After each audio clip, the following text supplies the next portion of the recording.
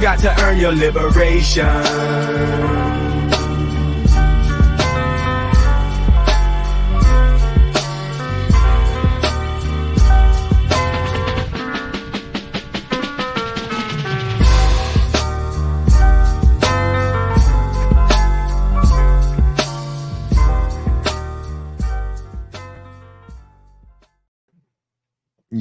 Yes. Welcome back, everybody, to Earn Your Liberation right here on BPM.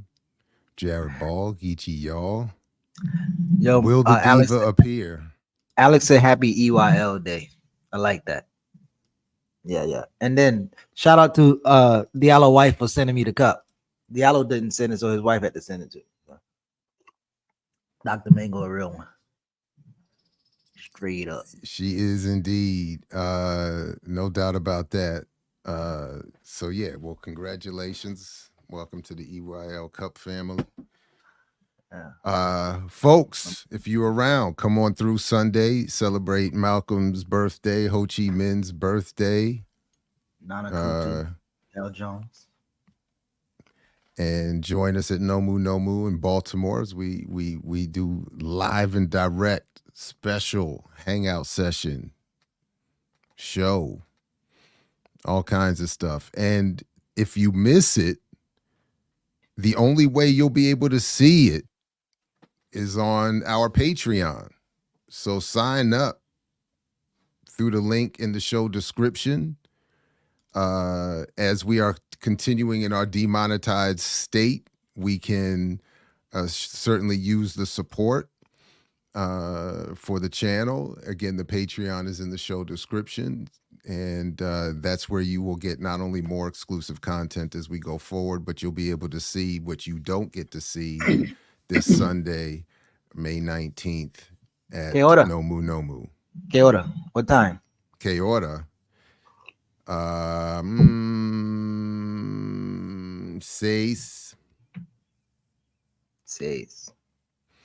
6 p.m. Eastern Standard Time. As you see, is here. How do I get there? We go. There we go. 6 p.m. And I believe the address should be 709 North Howard Street. Yeah.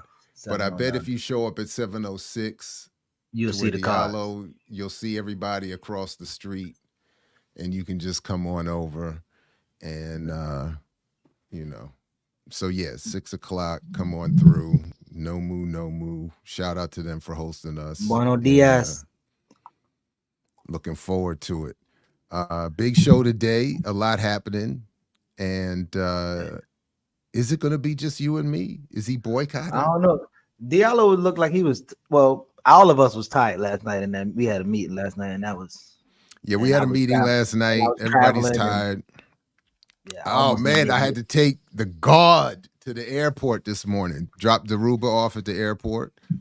Shout out to Daruba. Let me just share this while we waiting on. Let me tell you all about Daruba, man. First of all, it was an honor to get to host him. And he was very appreciative, true revolutionary, very principled, a great house guest, very much on time. If you said we got to go somewhere, this has to happen, we got to be somewhere, he'd be ready. A couple times I would be thinking, man, there's no way. I don't hear anything down there. I don't hear any. I know there's no way he's gonna be ready. And I go downstairs, he's sitting, ready, suited up. And may we all not only live as long, but have that much energy. My man is I don't know. The world is lucky that he wasn't able to accomplish even more, given his energy and what he must have been as a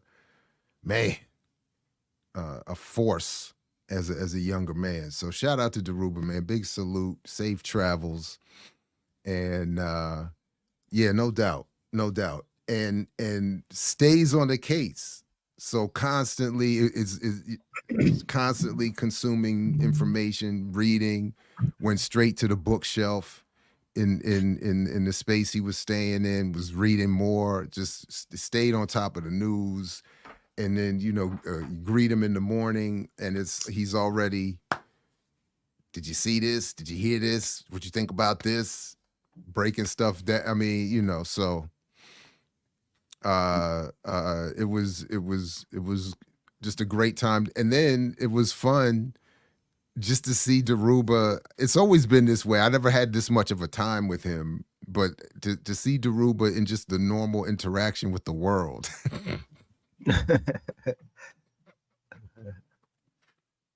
And it's almost like I felt myself wanting to have, in some cases, pity on some of the people because they don't know who they're dealing with.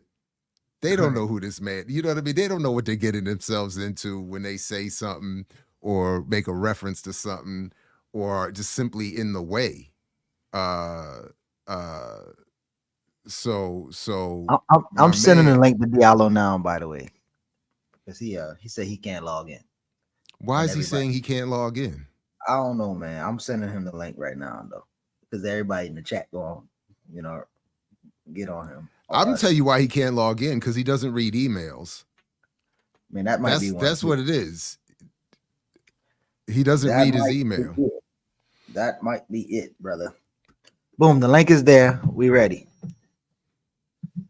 I mean, we gave him a key. We gave him a key to the back door. He got the whole key. And he refused to use his key because he wants somebody to stand up and go. He's on some real Carter G. Woodson. We gave him a key, and he's like, I will not use the door.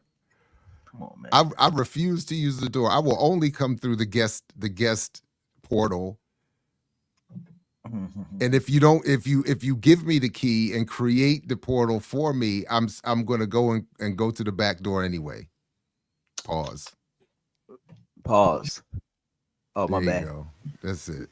There you go. I genuinely don't know how to do it. The same way. You don't read emails. We sent you the emails with all the login, everything. You should be I do know something though.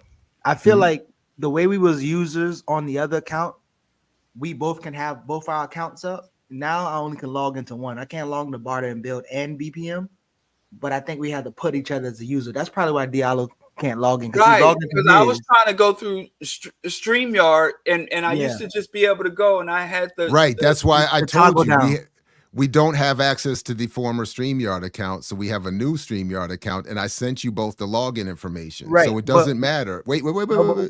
It doesn't matter. If you log in, if you log out or log in using those credentials, you're good. So I have to log out of the current StreamYard. That's what I'm telling him. So you have to log in using you have to log in using the new credentials that I sent everyone. But what about my other account? Let me finish because if you want to access your other account, you have to log in with those credentials. No. Yes. I'm gonna answer your question. That's too much work. No, listen to what I'm saying. Listen. So you know that screen that says the users. If you put Diallo email as the user on there, I understand that, but there's only but there's only we haven't gotten that far because you can only do that with 3 users. So there's not an unlimited amount. So that's why if everybody just simply uses the login, we don't have to worry about that. Right. Everybody don't have 2 StreamYards. But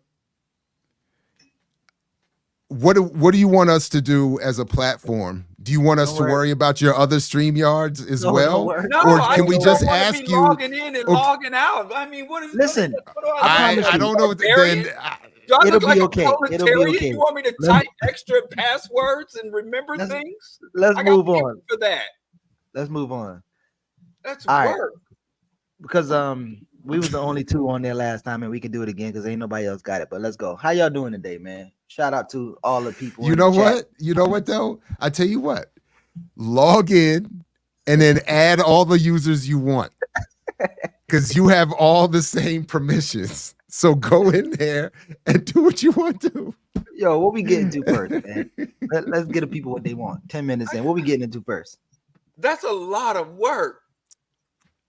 No, because Geechee, Diallo, you good. Geechee's yeah, your wife sent me this. Shout out to Geechee's Dr. gonna Mingle. hold up. Geechee's gonna log in. Trademark on that's bootleg. Geechee's gonna log in and set you up as a user, so you don't have to do anything else anymore. That sounds better. People they want this live too. I mean, you like log out of the old one, then log. Hey man, that's all right, man. Oh my gosh! Don't ask that man to do work, man. You know what? I'm glad I went to normal. I'm glad I went to normal and set up the chairs. I'm glad I went to go set up the chairs, because if we would have asked Diallo to set up the chairs, he would have been like, no, that's too much work. So I'm glad I went there and make sure the chairs, so that when y'all come, y'all can have a place to sit. Yeah, you know, a comfortable place to sit. Shout out to Dr. Mingle. She's doing everything over there in the house. Oh yeah, I could get her to log me in. Never mind. Don't worry about it. I have people for that. There you go. I have people for that. Right. I got for a second. You're right. I got a guy for that. Don't worry. Next week I'm gonna be on point. All right, man. What we starting with, man? What y'all want to start with?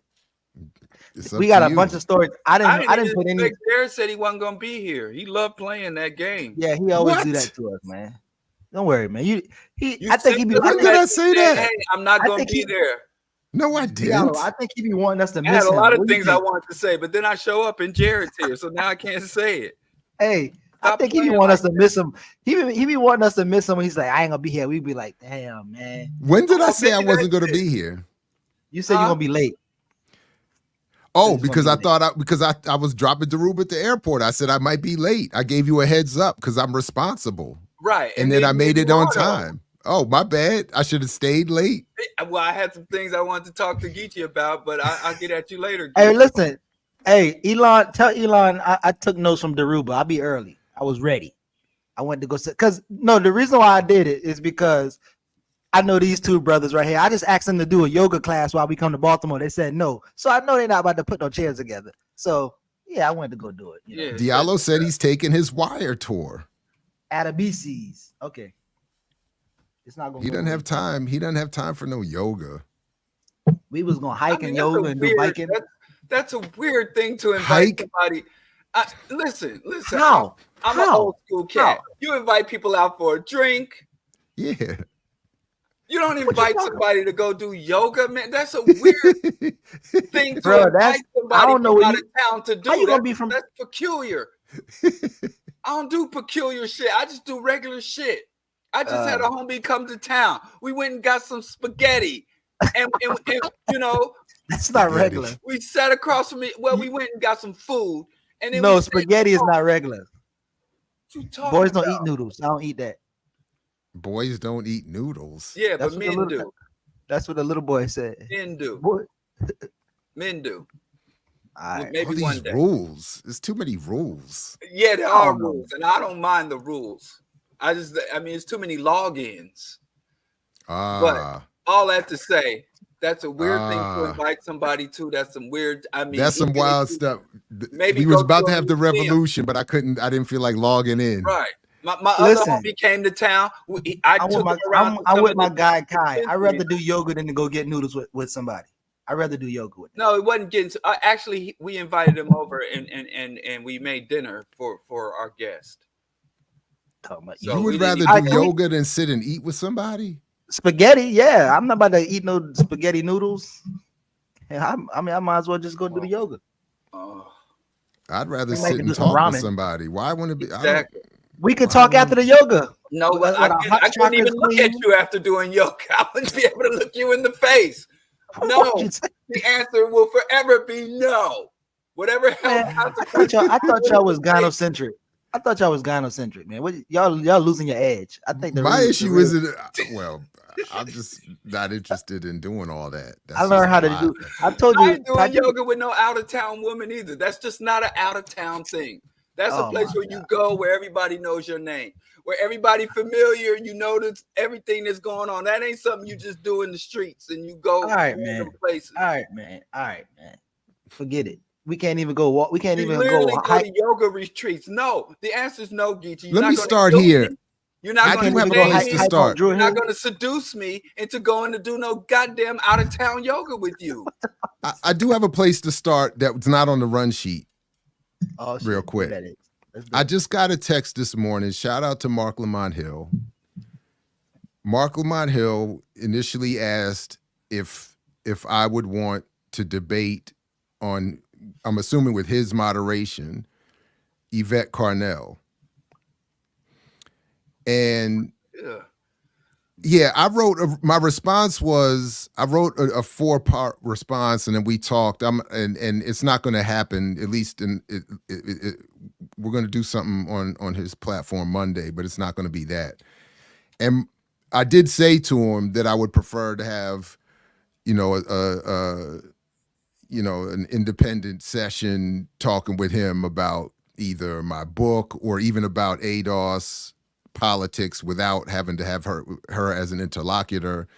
I made reference briefly to my reasons, which largely have to do with her disingenuous, personal, and hostile attacks, and even going after my job and all that kind of stuff. So I was like, I'm not really interested in that. Then I also admitted that I'm not best suited to that in terms of temperament, skill set. And I said, I said could I at least think about it?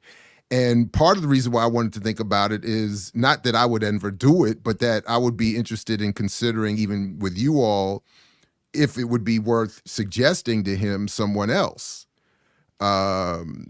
or is in terms of debating her. So I requested, and shout out to him. I appreciate he's been agreeable to it. That I just be on without her and just to talk about whatever. But do you think it would be worth having someone debate her? And if so, who do you think that would be? Who would be a good recommendation for that?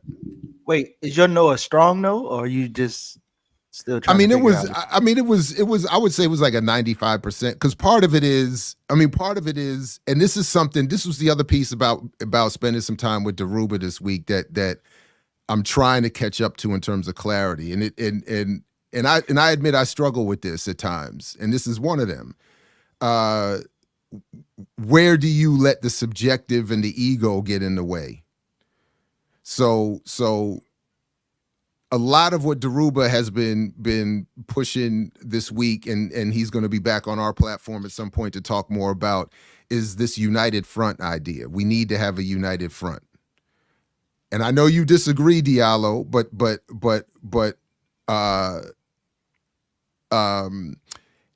how we get there. Now, we had a very interesting, we should wrap off air a little bit about some of how that conversation went. But initially, I'm very much in agreement with that we need to start finding ways to, as George Jackson says, settle all quarrels and blah, blah, blah, blah, blah, blah, blah. But we did get hung up. I did get hung up on the question of, well, what about when you're dealing with the unprincipled, and those who are decidedly dishonest or decidedly on the other side politically. That's where I'll save that for when we build a little bit on that off air for some of the specifics. But yeah. I'm saying all that to say that I left a little bit of a window open, primarily just because of what I think is, unfortunately, my ego issue. In other words, I'm hearing someone say, Jared, you're being called out. And I'm always that guy, even when it goes against my better interests. If you call me, I'm going to show up.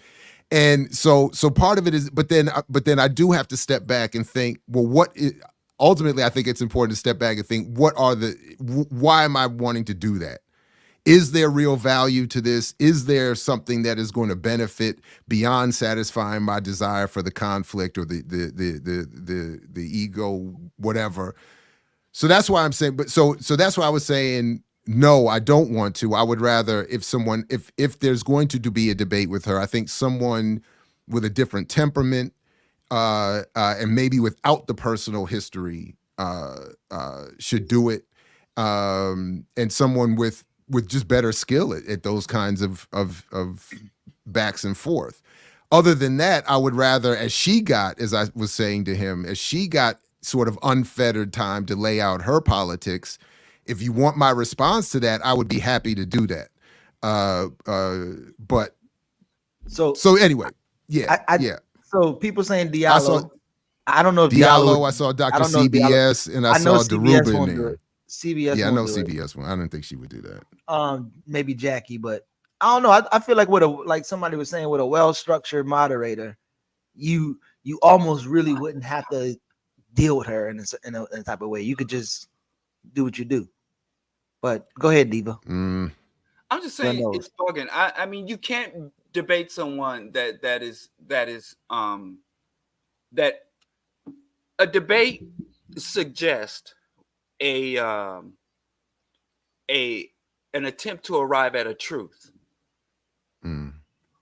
You know, it suggests that, like you said, both people are acting in good faith. I know we throw the word debate around, discourse, dialogue, but it would be an argument because both of you are locked in your positions and trying to basically, you're not trying to really engage your opponent. You're more so engaging the audience, trying to move the audience. You know, your opponent's ideas. Yes. As a former captain of the Bishop Hogan High School debate team, yeah, what we do ain't what a debate. Surprise. Yeah, what we call debate shit. It's not really debate, but yeah, I appreciate just listening to you weigh the pros and cons for you personally, professionally, and for the larger community, what we could get out of it. But I definitely think that, especially what I call the prosperity gospel, you know, and that has hijacked reparations from organizations like In Cobra, National Black United Front, and early reparations like, you know, Brother Samori and Conrad Worrell, who were both advocates and staunch advocates and aggressive organizers for reparations, going to the international courts and the international bodies and fighting here on the ground, you know, organizing in the streets and in the Ivy Towers and in public policy arena and political arena, but always maintain their ties with Pan-African ideology and Pan-African aspirations. And then to have these jingoistic, nationalistic, patriotic, integrationist goons come and hijack the movement, and a movement from repairing and truly healing African people and giving us the resources to truly liberate ourselves, as opposed to giving us resources to become a better integral part of the machine. I think we gotta throw down. We got to throw down the tomahawk. And when the opportunity presents itself, because these motherfuckers are getting way more attention because they're selling a pipe dream. They out here selling drugs and we selling nutritious vegetables. So we always going to have an uphill battle when you sell junk food and candy versus selling nutritional food that takes more time to digest, that often isn't as sweet or flavorful or artificially colored, and takes more time to cultivate and grow. So we selling something that's healthy and nutritious, and they selling a quick fix, whether candy or drugs, whatever. I forget which analogy I was using, but each one works. So all that to say, you should step 2, throw down the tomahawk. And I also think I would say get in that ass, but I won't say come that. On, man. Come on, bro. Come on, bro. Come on. Right. Come on, dummy. Baltimore dummy. I ain't gonna pause. Proceed. Listen, I just think go fight. Go get dirty. Go get a little messy. So again, make sure Two Black made a good point. Make sure that the topic is clear, or you control the topic. Nerd alert. Nerd. Don't forget Two Black. Let him do that dignified shit. Anyway, slow down. I ain't did that when you was talking. All right. So make sure the topic is clear, right? So like you control what you're arguing or what you're debating. And say what and then you again, you want to say. Fuck the rules. This is war. This is asymmetric warfare. You can't see that. So listen, Diallo the red devil on the don't be the bigger right man. shoulder. When they go low, kick him in the face. That's it. I'm done. Diallo is the right reactionary shoulder. He the red guy on the right reactionary shoulder. On the left shoulder, because for bigger a benefit for the platform, you should go on, but those two things should be clear. The moderator has the structure that you want, so that y'all not arguing and fighting and cutting each other off. You're not doing that either. So why can't we? Is satisfaction. But why can't we get someone else to do it on behalf of because you got called, bro? Politics? Because you got called. Few are called. Name. You are what? I don't know. Ball. Many are called, few are chosen. You got chosen. Give him a sports reference, Geechee. You know ball chasing. You are a center. You are the Scottie Pippen of this dip. Yo. Whatever. Give us a ball. That was disrespectful. That was disrespectful. Can't be Jordan. I'm BJ. I don't need to be Jordan, but Scottie Pippen, especially in light of his recent turn, nah, man. Ow, you're right. What happened to Scottie? Never mind. No claiming that Jordan is whack and that he was the whole thing, and that Jordan was not a good teammate. And I think Jordan wasn't a good teammate. Listen, I don't give a. Do we have any soccer? And his son took his wife. Like what you want have to be the hard charger. Isn't there a hard charger in soccer? Hard charger. Cricket. I don't know, man. All right, even worse, overseas. Pause. Let's get to it, man. Let's get to the work. And I hear you. I would think about it. I would rather find a better. I'll think about it. But I would rather. It's a yak before you go on. This that's the mistake. Listen, no, that's definitely not the way to do it. If anything, I need to take a gummy. Don't listen to Diallo, man. I need to take a gummy. Conflict. This is an ongoing ideology. Diallo, you only get to write one round. You get to write one round for him. We'll let you write one of his edit one of his rounds, but that's it. The last round. Don't call me because you know how I'm gonna do. Don't give me a gun. I would like to watch Diallo. Diallo shouldn't be not this one. Let Diallo sit out this one. We'll see. I will see how this thing goes on Monday, and we'll see. Yvette and I had an online debate, and she blocked me, and then created a fake account, and then came back in, pretending to just be an impartial spectator of our exchange. When she did that, Pan-Africanism is dead. And I did a response video called Pan-Africanism or Perish. And then and then we were going back and forth. So I do think a media team, as Two Black was saying, but he just nominated himself. You and Black should go with her against her and Tone. There we go. Get it happen. That's interesting. And that's interesting. I think Two Black would be. I'd go. First of all, is that really Two Black at 8 a.m. in the morning? Yeah, he out there doing his the don't listen to him, man. He'll have you on there looking stuffy, man. Then don't listen to him. Like he doing them traveling things, man. Let them and that do. But let me be serious. Whenever I engage a topic, whatever at the airport, all right, safe travel. I give it all due respect. Remember, y'all taught me this. With all due respect. So ask yourself before you go into such an engagement, how much respect is the ADOS ideology movement and its leaders? How much are they due? And then you go. How much respect are they due? What? How much respect are they due? Yes. No, but that's not, I don't think so. The audience is the people that you respect. Exactly. It's an ideological struggle. You're not. The opponent is kind of irrelevant. How do you speak to the audience? Because it's going to be people like me in the audience. It's going to be people like you. It's going to be together, proper brothers, Black in the audience. So how are you going to speak to the audience? Diallo, when the audience is the worldwide web. Would you say debates' biggest objective is to educate or inform? Debates? No. What is wrong with you? Where have you been? What is it then? I don't know. Am I corrupting you? Maybe I will come to your yoga class, Geechee. I know you actually can't come to the yoga class now. You just got banned. Now my thing. No, the objective of a debate is to defeat your opponent. Oh my gosh. In this scenario, this particular debate is to defeat your opponent. This is an ideological debate with two objectively hostile positions and points of views. Because if Yvette and Tone accomplish their goals, it would greatly diminish our capacity to accomplish our goals. So it's like Francis Cress Welsing, or did you ever see Dr. Khalid Muhammad go and debate the Zionist? I've seen the white man. I think so. I saw at least some of it.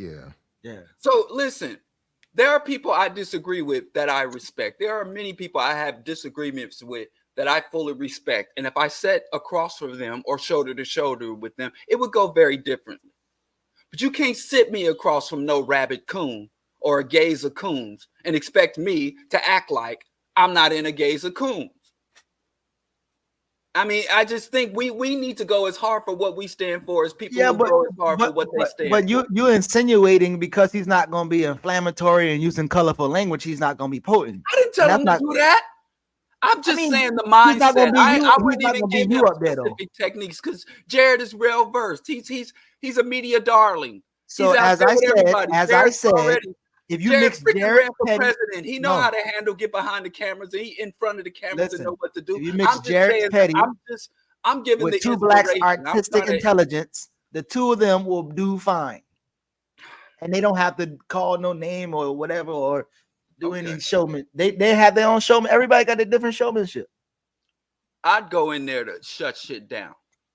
However you do it, not the way I do it, but the way I'd go in there to shut shit down. Okay. And I would go in there to demonstrate to the community the truth, self-exposure. So, and the truth of the lies she's selling and the scam she's running. And I'd even go dig up some of her shit from back in the day. You ever watch? Yeah, Jared, you know Math Hoffa. Go in there like Matt. What would Math Hoffa before he became remedial Math? So that's the point. One topic in. That's the point. Their goal is likes, subscribers, algorithmic boosting revenue. So the sensationalism works. Where I think I come up short, where I fail in those moments is that if the goal, I think the goal in a debate is not only to win per se, but to win in having your argument take hold among the audience. That's it. So I struggle with that because I think of my low lights with Dyson and some others that have not been recorded where in the moment, whether it's temper, frustration, whatever, or just the inability to think fast enough in those moments, the showmanship, the performance outweighs or wins over my ability to convey a certain politic and argument. So that's what I'm trying to say, that your style, as you describe it, Diallo, may work for you. It may even work in having an audience respond, but it doesn't. That doesn't come natural for me, and it doesn't. So again, that's why I'm saying it is not. If the goal is to win over an audience, to have the politics have their best representation in that moment, in that context, I'm not the one that should be doing it. Now, that's why you should do a team. Well, so this is why I'm saying if Mark Lamont Hill is as I think we're doing it, is going to have me come on his platform to talk about just unfettered my politics in response to the reverse hashtag, then in that I feel much more comfortable and confident and fine with that. But it's the back and the forth. It's the inability for me at times to even avoid the facial expressions and the shots and the disrespect. Like I got to admit, I got to be so. And then sometimes, and then what also happens is in my when I work inside, in my inner mind to consciously focus on the task at hand, it also limits me at time from being flexible enough in the moment.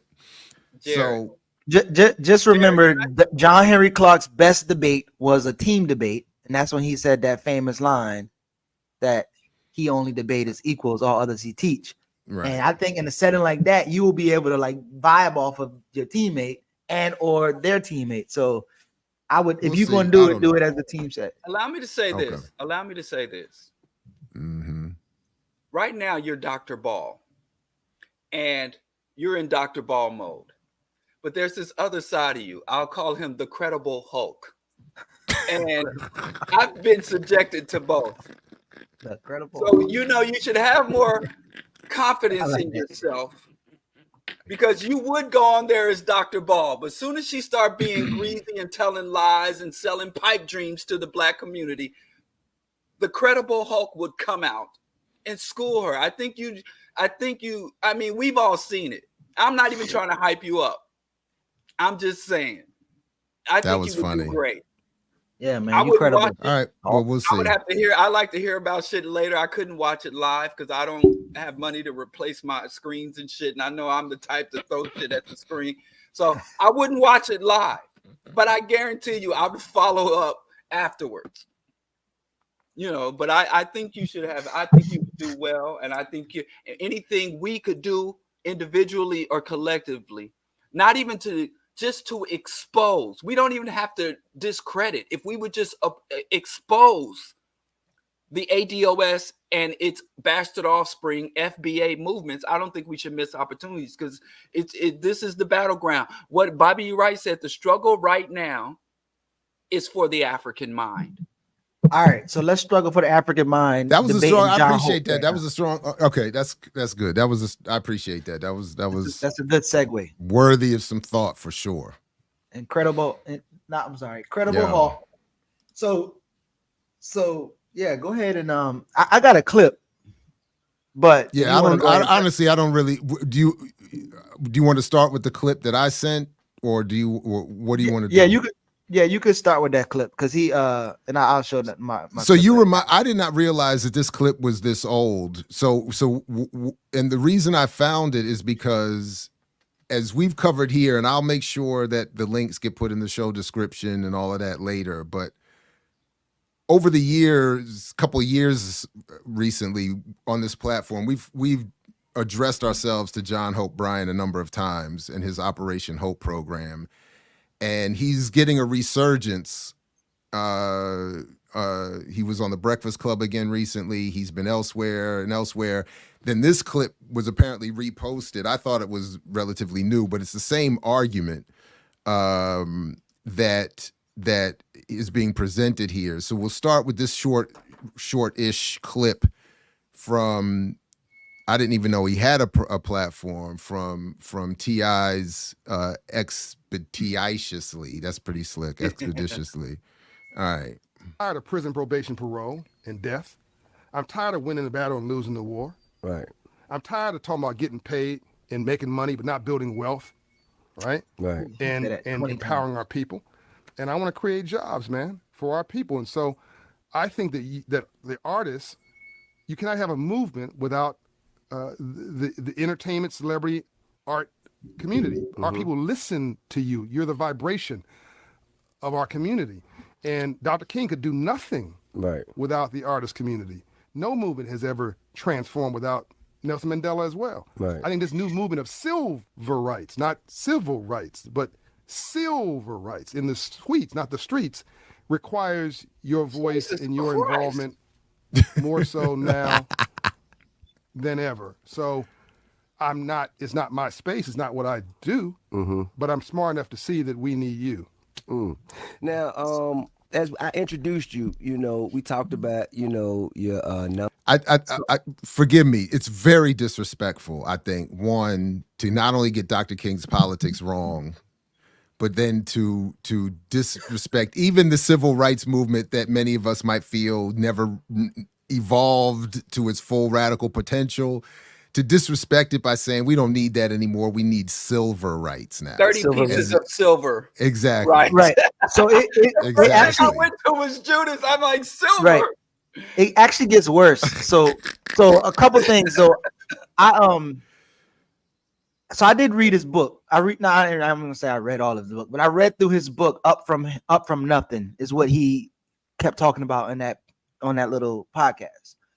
And you will see when he talk about this silver rights and entertainers need to call it silver rights now because that's they're making the money for us. And he said his definition of entrepreneurs make something out of nothing. So that's why he wrote that book Up for Nothing. But if you hear him, he talks about how the entrepreneur is. I'm sorry.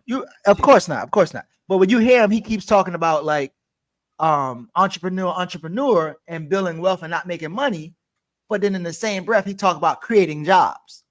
So the folks you create jobs for, them niggas, they ain't gonna be the wealth builders, but they gonna be making money like you say.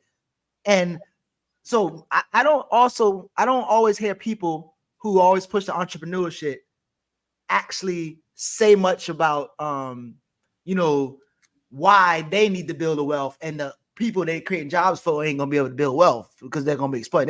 They never really sit there. They just say it really fast, create jobs, and then move on. And so throughout this little podcast, he's saying that multiple times. And obviously him and T.I. have this like rapport because both of them are in the real estate industry of he's about to say that. Yeah. In fact, I'll speed up the pace a little bit on it. Nonprofit philanthropy, and also that you have the largest for-profit minority controlled owner. Not true. Of single family rental real estate in the country. Now, something that you and I speak about. I know where you're going. Okay, so we're both in real estate. Tip thinks my business is boring, but which I love. Your business is boring. That's what you want. You want boring. I get it. You want boring investment. If your accountant is at the club, it's the wrong accountant. But okay, so we're both in real estate. You have significantly more leverage right now than I. It's called smart debt. Yeah. $100 million portfolio with $48 million worth of debt. Right, and now that's the thing, right? Because when we came up, we thought the strength and the power was being able to purchase things cash, which that's like all of the stuff I got. I bought this cash, all of the real estate, the museum, cash, and all of the parcels and all of the pieces that I have, I purchased with cash money. And you always tell me that's stupid. Well, it's not. If the world comes to an end, it's smart. Okay. But you're an optimist, and if you believe, I'm actually, this is my cue at. A terrible cynic. No, you're skeptical. You're not This is skeptical. Okay. Wait, say that again. My cue is almost close to this because he said, well, I don't know how much you're gonna play, but It's up to You you. gonna We play can stop it whenever, or we can let it run to what you got queued. But or yeah, if you want to do that. Yeah, because I think that's what my cue at. Go ahead. All right. You're cynical, you've lost hope. Skeptical is just questioning everything and everybody, make sure that they're not dumber than you are because you want people smarter than you are around you because you're a smart man. I take that. Yeah, so you're not skeptical at all. You're just cynical. But God wants you to question even him. God don't have a self-esteem problem. Yeah. So That's not what the Bible says. Debt is if the world comes to an end, you don't want debt. So here, this is such an Bible important said if point you question of where it, you you've get been and where punished. you're going. This is a conversation we were having outside. Right. This is such an important conversation for our community. Okay. My new book called Up From Nothing comes out in October. All right. Basically, I say there's three types of people. Three types of mentalities: surviving, thriving, and winning. You want me to slow it down? A little bit, yeah, because he. Okay, my bad. Why? Because not like that. Now you're a winner. Why? You knew you were a winner before you won anything. I knew I was a winner before I ever won anything. Anybody has outsized success, it doesn't matter what industry, what sector, they knew they were a winner before they ever won anything. Here's the problem. When you've been dealing with 350 years of Jim Crow and slavery, you've been told you ain't nothing. Right. Your self-esteem's in the toilet, not your confidence, but that follows probably the toilet too. Right. You're hanging around broke people. You never got the memo on money. With broke mentalities. With broke mentality. Broke mentality. You never got the memo on money or financial literacy or how the free enterprise or capitalist system works, right? You never see anybody around you successful, so you don't trust banks. You don't trust capitalism. You don't trust the government. I understand that, but the problem is... I don't trust banks. I don't trust the government. That's the old tip. This is exactly... This is why you're so brilliant. Over it, around it, through it, you've gotten to it. You've been doing so much with so little for so long, you don't almost do anything with nothing. Right. But There's a clip coming up that Two Black shall use for London Black Rage. So in a down economy, those who have a surviving mindset prepare for a down economy. Right. They don't trust nothing. They keep everything close hold, right? But those who have a thriving or winning mentality, so you're in conflict with each other. The thriving and winning side of you is looking for this to appreciate. Now, it will appreciate because as long as the world is not coming to an end, after the Great Depression, what happened? Things recovered. Investments went up. What happens to this is buying season right now. Everybody's afraid. As Warren Buffett would say, when people are afraid, be greedy. That's right. There you go, Two Black. That's your clip. That's right. So right now, everybody's selling their stock portfolio. It's blood in the streets. It's blood in the streets. Buy when it's blood in the streets. That's it. Yeah. So now, blood in the streets. Buy blood in the streets. Bad debt is financing jewelry. Yeah, bad debt is financing Nike's tennis shoes. Yeah, let's talk about that. Bad debt is financing even financing a Ferrari. It's bad debt at 18% interest. By the way, you finance a Mercedes at 20% interest. It's not a Mercedes, it's Mercedes payments. Do they mean purchase? So we that was my sophisticated. They trying to sound smart by saying purchase and call it financing. Listen, when blood in the streets, that's when you invest. Launder and Black Rage is what Tip is calling for right now, and he's the one. And join us tomorrow, where Two Black will be on with Renee talking about his book. So I've never been invited on that show. I mean, you know, probably ain't gonna get invited though. Don't worry about it. It's okay. You gotta, hopefully one day you might get there. You don't know how to act. Something to strive for.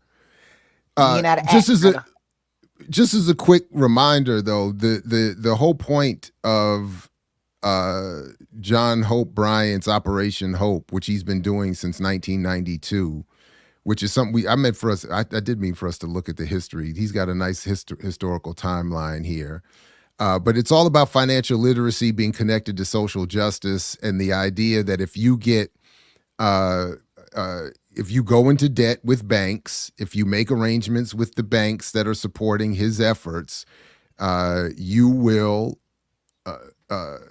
improve yourself. Now, the likelihood of that is pretty low, but you will definitely improve the lives of those involved, like Andy Young and all of these good folks from First Horizon National Corporation and Ares Management Investments and Loan Depot and MetaBank and I don't know what the U.S. Bank leaders, the Silver Rights Leadership.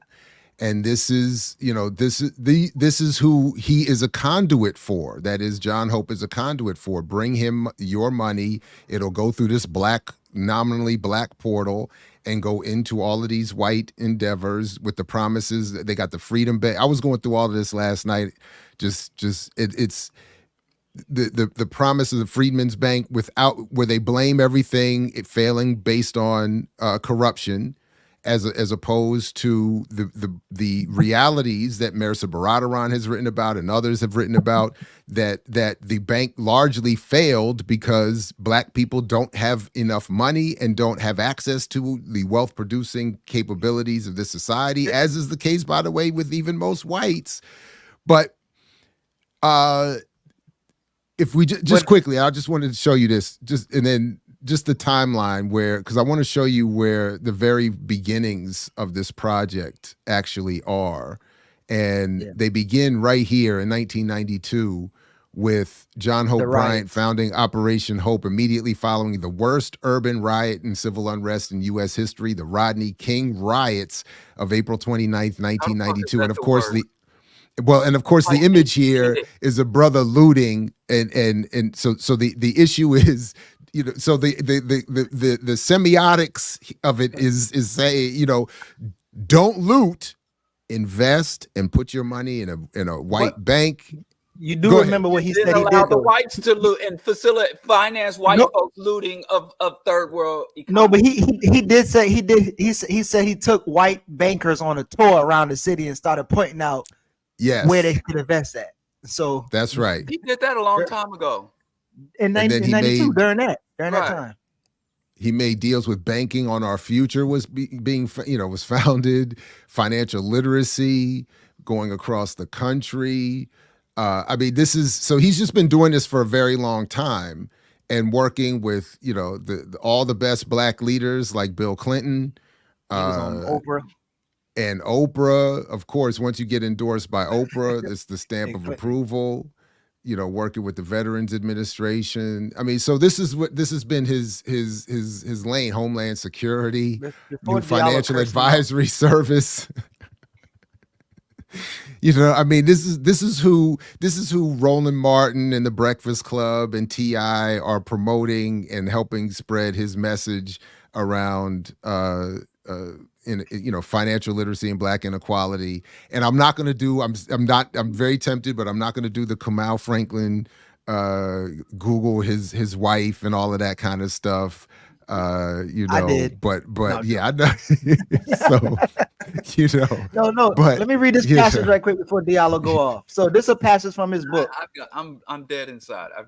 No, you don't be dead. Don't be dead. I'm gonna revive you. This is Whig history. He said, "We live in a free enterprise democracy in America. Indeed, the nation was founded on that basis. But no one has ever made it a priority to ensure that African Americans had even the most basic clue of what it meant to succeed in that environment. And so mainstream America directly benefited from the wealth created by the tireless efforts of industrious and hardworking blacks who were 100% unpaid for 3 centuries. The agriculture economy rocketed growth in early America, rooted as it was in that wealth accumulated in land, lots of it, much of it fertile farmland worked with free slave labor. White America smartly took their accumulated wealth creation and cash flow, now spilling forth from the agriculture age, and moved to protect their wealth and way of life in America's South by taking up positions in public services. They became high-ranking elected officials to protect what they and others had built. You could say the success of white America began and ended with wealth creation, except the wealth creation didn't end. It just got larger. After they left office, 99 times out of 100, it was back to business for them. It became a well-known circular route for mainstream friends to begin and end with wealth creation. So again, the history, I don't know what the hell history he talking about, but he just be saying shit, and it don't have to connect, because them niggas ain't about to read that book. Expeditiously, T.I. not reading none of that shit. And it's also as a tie-in to a story we're going to get to maybe next or later. Remember John Hope Bryant saying how much he thought he needed the artists to participate in this narrative. I think that's an important point. But yeah, I mean, what of course. What was my next note here about this? Oh no, just that. Yeah. That they promote this financial literacy piece and make these deals with white investment and white investment capital banks, politicians, and promote this idea to Black poor audiences that they just need to get their money right, and they're broke because they're apparently leasing Lamborghinis at 18%. Is that what he was saying? That if you... No, he said financing. Financing. Thank you. Sorry. Financing. Just throw that word around. Like, let's hey, but you remember when Reggie asked you if you made $1 million, Jared? Yeah, he did. Reggie, he said, have you made $1 million? So John talks to his billionaire friend named Tony, and he taught him all the things he didn't know, including social change. And he said, John, of course racism is real and it's horrible. That said, you cannot change the way someone feels about you. The way you can achieve social justice today, the way a generation of Black Americans can achieve social justice today is probably a combination of as much education as you can handle, access to capital, and access to opportunity at scale. So he done talked to his billionaire business friend Tony, and Tony made $1 billion. So we should listen to Tony. And Tony made $1 billion. I just looked this up because, in part, I think this is interesting to note that it says here he was born in 1960 to a Jewish family, one of 5 children. His father was an attorney and World War II vet. And of course, as we'll talk more about when we have our interview after the book comes out with Louise Story and Ebony Reed, this is the turning point and the key difference in the experience, as many economists point to, in terms of the modern history of Black people versus Jews in this country. And again, so Jews coming back from World War II had access to all kinds of benefits that allowed them to become attorneys and blah, blah, blah, blah, blah. And their children to invest and develop, I don't know, equity for, they skip a lot of stuff. Like, how did he go from his father being in World War II to him in 1990 co-founding an equity firm with Leon Black? And that's the other thing. Look at who Leon Black is, another major player who you can build with because apparently, unlike all the ignorant Negroes, they're not hanging around with people who are broke and with broke mindsets. So why haven't all of any of the rest of us found that Black billionaire investment buddy to bring us out of the morass that we're in? But my point is, instead of having these experiences be used to explain the anomalies they are, or how they are taking advantages of isolated moments in time and crevices in the economy for a handful of people. It's turned into a whole grand narrative of, look what they did, look what she did and he did, you can do it too. And if you haven't done it, it's because you're financing Lamborghinis at 18%. You know what's funny? Even with all that, even for white people, you know, your potential of becoming a billionaire is about as equal as your potential of becoming an NBA star, a college student, or a college player becoming an NBA. And all of these, you know, inspirational speakers that go to high school are always telling children, you know, you're not going to be, you know, some of y'all might go on to be an NBA player, but most of y'all will not.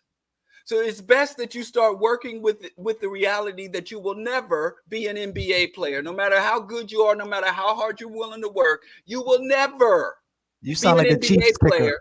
So you should start working and enhancing and doing other skills. But when you look at the entrepreneurial class, it's about an equal degree that if you are an entrepreneur, you have about the same 1.3 to 2% chance, that 90%, 98 to 99% chance that you will never become insanely wealthy. So all you people who are willing to work and put up energy, you're better to start operating off the reality that billionaires are your class enemies. They will never be your class comrades, your class allies, or your co-billionaires. So just like the kids playing in college or high school basketball have to start, even if you enjoy or you get great pleasure out of the sport and the culture of the sport and the fashion of the sport, you should start orienting and working around not going to the NBA. It's the same thing with immense wealth. So you should start organizing within your class and start advocating and advancing your class interests, and look at the billionaires that you, even if you're striving to be one, as a hostile opposition, as your class enemies that you should work to subvert. And then the day you become a billionaire, we won't even be mad at you for betraying us. Be a socialist, be a revolutionary, be a liberationist, be a progressive. And then the day you make your billion, be like, oh, I'm out. And I'll forgive you. I'll tell him, bro, Diallo said if I could be a revolutionary until the day I make my first billion, and then I get to go be a scumbag parasite. And I forgive you because when you tell people about the same people that teach you this financial literacy bullshit are the same ones going into our schools telling kids, you're not going to make it to the NBA. Don't bank on that. But you're not going to be a billionaire either, so don't bank on that shit either. I mean, at least he was able to clearly say that they stole wealth, but he didn't. I mean, I'm not saying clearly. He softly said it, so he didn't talk about the violence in a all more wealth is way. stolen. What wealth isn't stolen? But that's my point. I'm saying like he left enough for people to see that, like, oh well, you would need employers, and he talked about capital. Well, what did that capital normally do? That normally a capital pay for cheap labor to scale up, right? And be able to completely ignored the long bloody history of white labor struggles. He did. He completely ignored the government role into creating and sustaining the white middle class, and how many times the government had to come in and rescue the entire capitalist economy, and the routine, and how many, and also the dialogue started about even when black people got a slang crack rocks, got a wicked jump shop, even when black people secure the bag, most black people who have millions will die poor or working class within their own lifetime. And family, and an even smaller fraction of that 2% of that small fraction of people, the majority of them, their grandchildren will be back at zero, if not their own children. So not only it's a different thing to secure the bag and then to sustain the bag, and then you have to grow and expand the bag and diversify the bag. So sustaining wealth is a much more complex task than it is to secure wealth. But they never talk about sustaining wealth, because if the wealthy blacks started talking about, well, this is how I made my money. But if they talk about how they sustain or expand their money, we'll realize this is a class of people who sell us out every single day. And the moment they stop selling us out and cooperating with the very systems they claim to want to liberate us from, they will have to realize you have to say, if you want to get paid, you have to sell out and engage and be an ally and an asset in a system that is destroying the whole planet's ecosystem, let alone preventing black people from rising. So y'all want to go to the hemp, or y'all want to go to the white exploited class calling the police on the kids? Oh, y'all just gonna forget about my shit? We going to your shit afterwards, man. All you want to do is eat meat. Fake meat. Jerry, you on pause? Huh?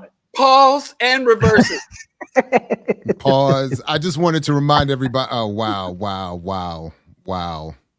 Pause.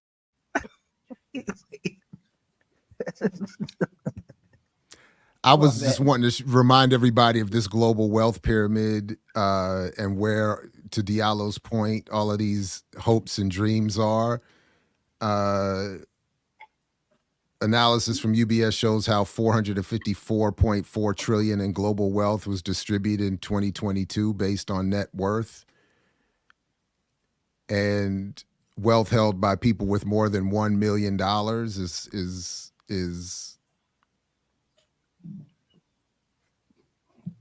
less than 1%, with 45% of the wealth as it described here. And the millionaires are paupers in this. Right. Worldwide net private wealth stood at $450 trillion in 2022. That I just, and to Diallo's point, remember what this number means. This is money, this is wealth produced for private ownership by all of us, extracted from all of us. In all that we do in the economy, we produce this for them, and then they have the nerve to talk about anybody, anywhere, not having anything that they need. And the highest wealth rung controls 208 trillion of that, or 45%, and that's just 1.1%. So 1.1% has 208 trillion of the 454 trillion. And then to as you pointed out last time we did this, Diallo, look at the range from 100,000 to $1 million in net worth. Is not only are they paupers, but that is itself a huge range, comprising the biggest segment of this breakdown, when in reality, again, 1% have 2 trillion, and even the 642 million adults that comprise this biggest secondary segment still don't have the wealth that the 1% has. And then the 2.8 billion of those under 10,000 have only 1.2% of the net of the global wealth in this world. Here's the thing. My problem with that is, it's just, I don't think it properly reflects. Because some of us might have aunties and cousins that got $1 million. So we think, yeah, they up there with them. But if you made if they sell another a house, wealth distribution pyramid demonstrating the people with $1 million in net worth and up, the pyramid would look the fucking same. Because those millionaires are paupers in that. They don't really deserve to be up there. And so I think the fact that they started most of that money is in stock, so they could create the pyramid, because if they did, if they created actual more realistic levels. Just to be clear, that group we're talking about, that 100,000 to 1 million, even on this pyramid, is down here. Exactly. So I mean, even here, I mean, you're $1 million and 45 cents that get to go up to that next level. They're right here. They're artificially inflating You know, he said $1,045,000. But look, they're right here though. $1,045,000. They're right. They're right where my cursor is. They're right there. Right. So don't go thinking that my auntie is doing yoga out of town with Warren Buffett or Elon Musk. No, and if you go and watch, if you watch the Brokish episode from 2 episodes ago where they talk about this point about what the reality of millionaires actually is. Not that we should feel sorry for them, but they're not. It's not that they're not doing that. Come with us, right? They should be in the streets with us at this point. It used to be if you had $1 million in let's take it to what they actually doing. Up sipping, but you're in a precarious position if all you got is $1 million. All right, wait. So we're gonna segue. I got the segue. Okay, no. Wait, because you know what if we're gonna do the segue, we got to segue properly now. It's time for our next segment on Earn Your Liberation. And I'll be I had the button. I was gonna push another segment. Oh, my bad. You got it. My bad. No, you do your thing first. You see what I mean? He talking about he ain't gonna be here. I can push the button. Give it, and Jared take it away. Yeah, he did. He was like, "Who gonna run the show?" And you stepped. You notice I didn't volunteer. I said start the show. But my bad. My bad. I'm done. No, you got the buttons. Nah, player. I'm done. I think I'll just push my Chiron. The whole show like this, man, because the keyboard. What's the next? No, put your hands down, Jared. We're orchestrating this whole shit. But anyway, Messi. I'm doing the Chiron. We have a Wednesday night rehearsal after Geechee's yoga class. We need to. Geechee's hot yoga class. So Jared, tell us, we're not doing no hot yoga. See, that's how you do. What? We're not doing hot yoga. What are you talking about, man? What kind of yoga you do? We're gonna do we're gonna get into a vinyasana flow, and my homegirl vinyasana. We're gonna get into that like a little easy flow. You know, get your core worked out.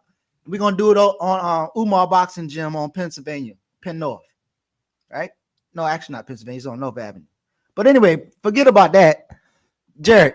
So there was a bunch of buckers with a bunch of money who met with Eric Adams and say, "Go beat them kids' ass, protect our money." What's so first of all, again, shout out and safe travels to Daruba. Daruba sent me this story, and reading it was of course confirming, but also just disturbing. Business titans privately urged New York City mayor to use police on Colombia protesters. Chats show. And there is an overlap, as I said, in this from this story to our previous one with T.I. and we're going to come back to that in a second. But as the Post reports, a group of billionaires and business titans working to shape U.S. public opinion of the war in Gaza privately pressed New York City's mayor last month to send police to disperse pro-Palestinian protests at Columbia University, according to communications obtained by the Washington Post and people familiar with the group. Business executives, including Kind Snack Company founder Daniel Lubitsky, hedge fund manager Daniel Loeb, billionaire Len Blavatnik, and I'm going to come back to that, and real estate investor Joseph Stitt held a Zoom video call on April 26 with Mayor Eric Adams about a week after the mayor first sent New York police to Columbia's campus. A log of chat messages show. During the call, some attendees discussed making political donations to Adams, as well as how the chat group's members could pressure Columbia's president and trustees to permit the mayor to send police to the campus to handle protesters, according to chat messages summarizing the conversation. So I'm going to stop there for a quick second just to point out that Len Blavatnik is somebody I've talked about a lot for years, is the head of Access Industries, and which has as one of its many subsidiaries the ownership of the third largest music company in the world, Warner Music Group. So when I'm watching that discussion with T.I. and I hear that line from John Hope that we need you entertainers. we need you entertainers. I'm like, wow, that's really deep, because that's exactly what is happening in this piece.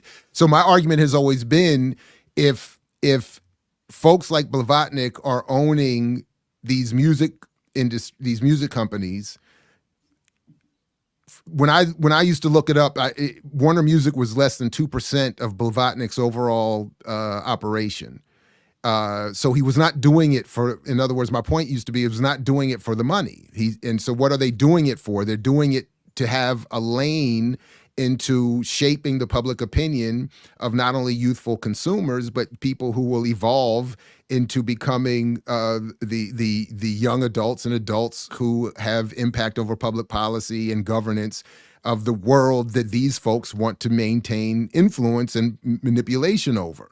So I just thought it was interesting to see now in a more overt form of that, as Blavatnik is part of this group, as we can continue with the story, who are aggressively using their resources and connections to manipulate the public opinion of everybody, but in particular here, the mayor of New York, to come down, in draconian fashion, on totalitarian fashion, on the protesters at Columbia University. So that was the quick. Now I know T.I. did. I quickly looked it up. He's been mostly on Sony derived platforms, but other than this, actually, that's not true. He has an Atlantic Records distribution deal, which is under Blavatnik's Warner Music Group. So there is this overlap in terms of the politics of those who are managing pop culture and beyond, and the impact that they intend to have politically. So, but go ahead. Did you? Yeah. Yeah. So for Blavatnik, I just saw him.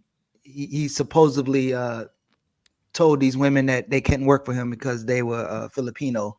So there's a couple of times where he's like has this disdain. I mean, he's a Ukrainian billionaire who lives in Russia, or not lives in Russia, lives in New York, but supposedly from Russia. But so a couple from the USSR. He was born under communism. Don't do that. He probably wasn't. So it's the communist fault. Right. But anyway, I wonder if there's like a hit piece. So you see his Mayor Adams, you see his white backers. And I wonder if there's like a hit piece around the US where it shows the actual funders of these black mayors. Because in that meeting, there was the Starbucks Howard Schultz, Dell founder was there, Michael Dell, Bill Ackerman, Joshua Kushner, Jared's brother, the other Jared. Other Jared. Yeah, let's be clear about that. Jared Kushner. But there was a bunch of them, and they clearly on that call kept saying, we're trying to change the narrative in favor of Israel. Yep. And we need to talk about the atrocities that Hamas has had and push it to all Americans. And they spend tons of money, but one person spent $50 million on anti-Hamas media campaigns. And so, it would be interesting. I don't know if it's already out there. If every black mayor, you can kind of see the money behind them. Like I know at one point you could see Captain Pugh here in Baltimore, like some of those white backers, especially through like the hospitals. But I think it'll be interesting if somebody had that. I mean, and like you said, it ain't just the mayors. They also fund the universities. Because remember, before they had to bring in the police because the university administrators failed. Because even that Blavatnik, remember, he was behind getting Claudine to step down from Harvard. Remember, so they're leveling up because they're first tier. They don't just influence the mayors; they influence the universities that are relying on their philanthropy. So this is a level up for them. It's like, goddamn, first we use our university puppets and they were just ineffectual. And now we have to use our political puppets. So this is the next step. This is not them starting to engage. They've been fighting against this from the inception and have been failing. So now they're like, okay, now it's time to fucking stop playing democracy and show our hand. Remove the velvet glove from the iron fist. And use the force of the state. No, absolutely. So that's actually one of the points that I wanted to make. So there's a couple actually. So the 50 million point, Sternlicht, who was one of the organizers of this call, was launched with $50 million an anti-Hamas campaign at the beginning of the uprise after October 7th. And the one point that I made a note here about is that this is 50 million from one man. Okay. So when people talk to us now, the point I was thinking of is that when people are always telling us we need to organize our money before we can get into politics, this is why that's a hustle and why black capitalism is psychological warfare, because we're never going to catch up to the point where we're able to match what one man is able to do here with the resources already accumulated. So that's part of the problem. We have to find other ways, largely through political organization, most mass movement, to exercise our power. I can't find exactly where it is in here. I'll do that in a second. But to your point, Diallo, yes, they are. One of them is, in particular, has a heavy philanthropic relationship with Columbia University, in particular, and I forgot the other ties that he has. But the point I'm getting at is that, to your point as well, they're using their influence to mobilize the state, which is in effect only here to protect their ability to procure the wealth, exploit the wealth, and then to have it work on their behalf, to be marshaled, to have the armed agents of the state show up on campuses where one officer accidentally fired a gun, apparently. And to say we don't want this kind of activity taking place. I did think this part was kind of funny, though.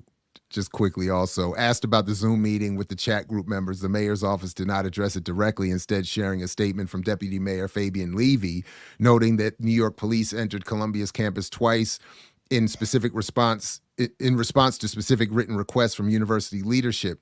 Any suggestion that other considerations were involved in the decision-making process is completely false, Levy said. He added, the insinuation that Jewish donors secretly plotted to influence government operations is an all too familiar anti-Semitic trope that the Washington Post should be ashamed to ask about, let alone normalize in print.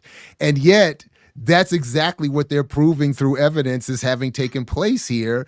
That, again, not in some mystical Illuminati cabal, but in some very rational, logical, realpolitik, where yes, a group of wealthy Jews who have a politic that they want to impose narratively on the public, organize themselves privately to marshal their resources to publicly impact the narrative. They're saying that in the call that's been documented here. The Post goes into some detail as to how they how much of how they went through the chat records, how they got confirmation from people who were there and involved in speaking on behalf of their bosses even. So it seems well reported, and in this regard, I guess the broken clock of mainstream media could be congratulated here for getting this part enough right on this one to get this fascinating story out. But yeah, and then I'll stop here by saying this is how we and any of us should be thinking of moving. And that's why, even going back to that initial consideration of a debate, we should be looking to build and organize our potential unity and strength through unity through ourselves and with others to marshal whatever resources and potential other forms of threats we could evolve into, to have some voice in the world to counterbalance or negate to a certain extent these efforts here. But again, it's not mystical. It's not some Illuminati thing. It's not some quote unquote anti-Semitic trope or cliche. It's a recognition that of the very well documented reality that groups do organize themselves, use their resources, and sometimes off the record to manipulate and impose those interests on the politics and public opinion of the day. But that's not Jews. You said that's not Jews? No, that's Zionist. Well, okay. Fair enough. And when you say Jew, there's Beta Israel. Them brothers screaming on the corner They Jews, they wasn't there. So it's very particular agenda ideology. And I just think it's unfortunate because there's so many anti-Zionist Jews out there banging hard. That's true. To sustain. So when we start talking about Jews are doing this, it's not their Judaism that's driving it.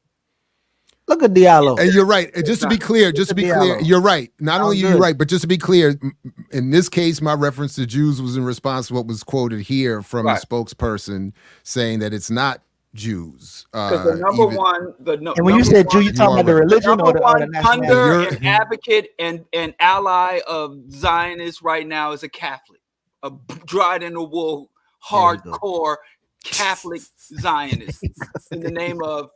I know who's coming. Joe Biden.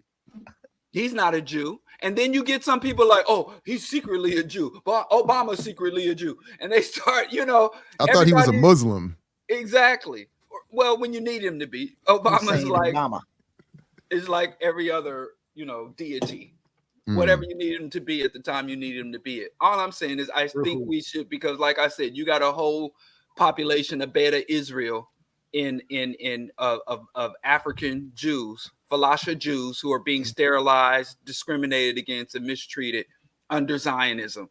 So the whole Jewish conspiracy don't apply to all Jews, and I just think it just serves us better and prevents us from being manipulated by actual anti-Semites and other bad actors, leaders, and demagogues. So even though they say, oh, Jewish leaders, we need to say, because Jews run the gambit. Some of my favorite people, I can't be anti-Semitic. Some of my friends are, Jewish, communist, the Jewish left didn't put in too much work for us to keep doing that, I think, personally. No, I'm with you. If you segue us one more time, we might can get to a black brother who actually tried what these white capitalists has done. You ain't said nothing but a word.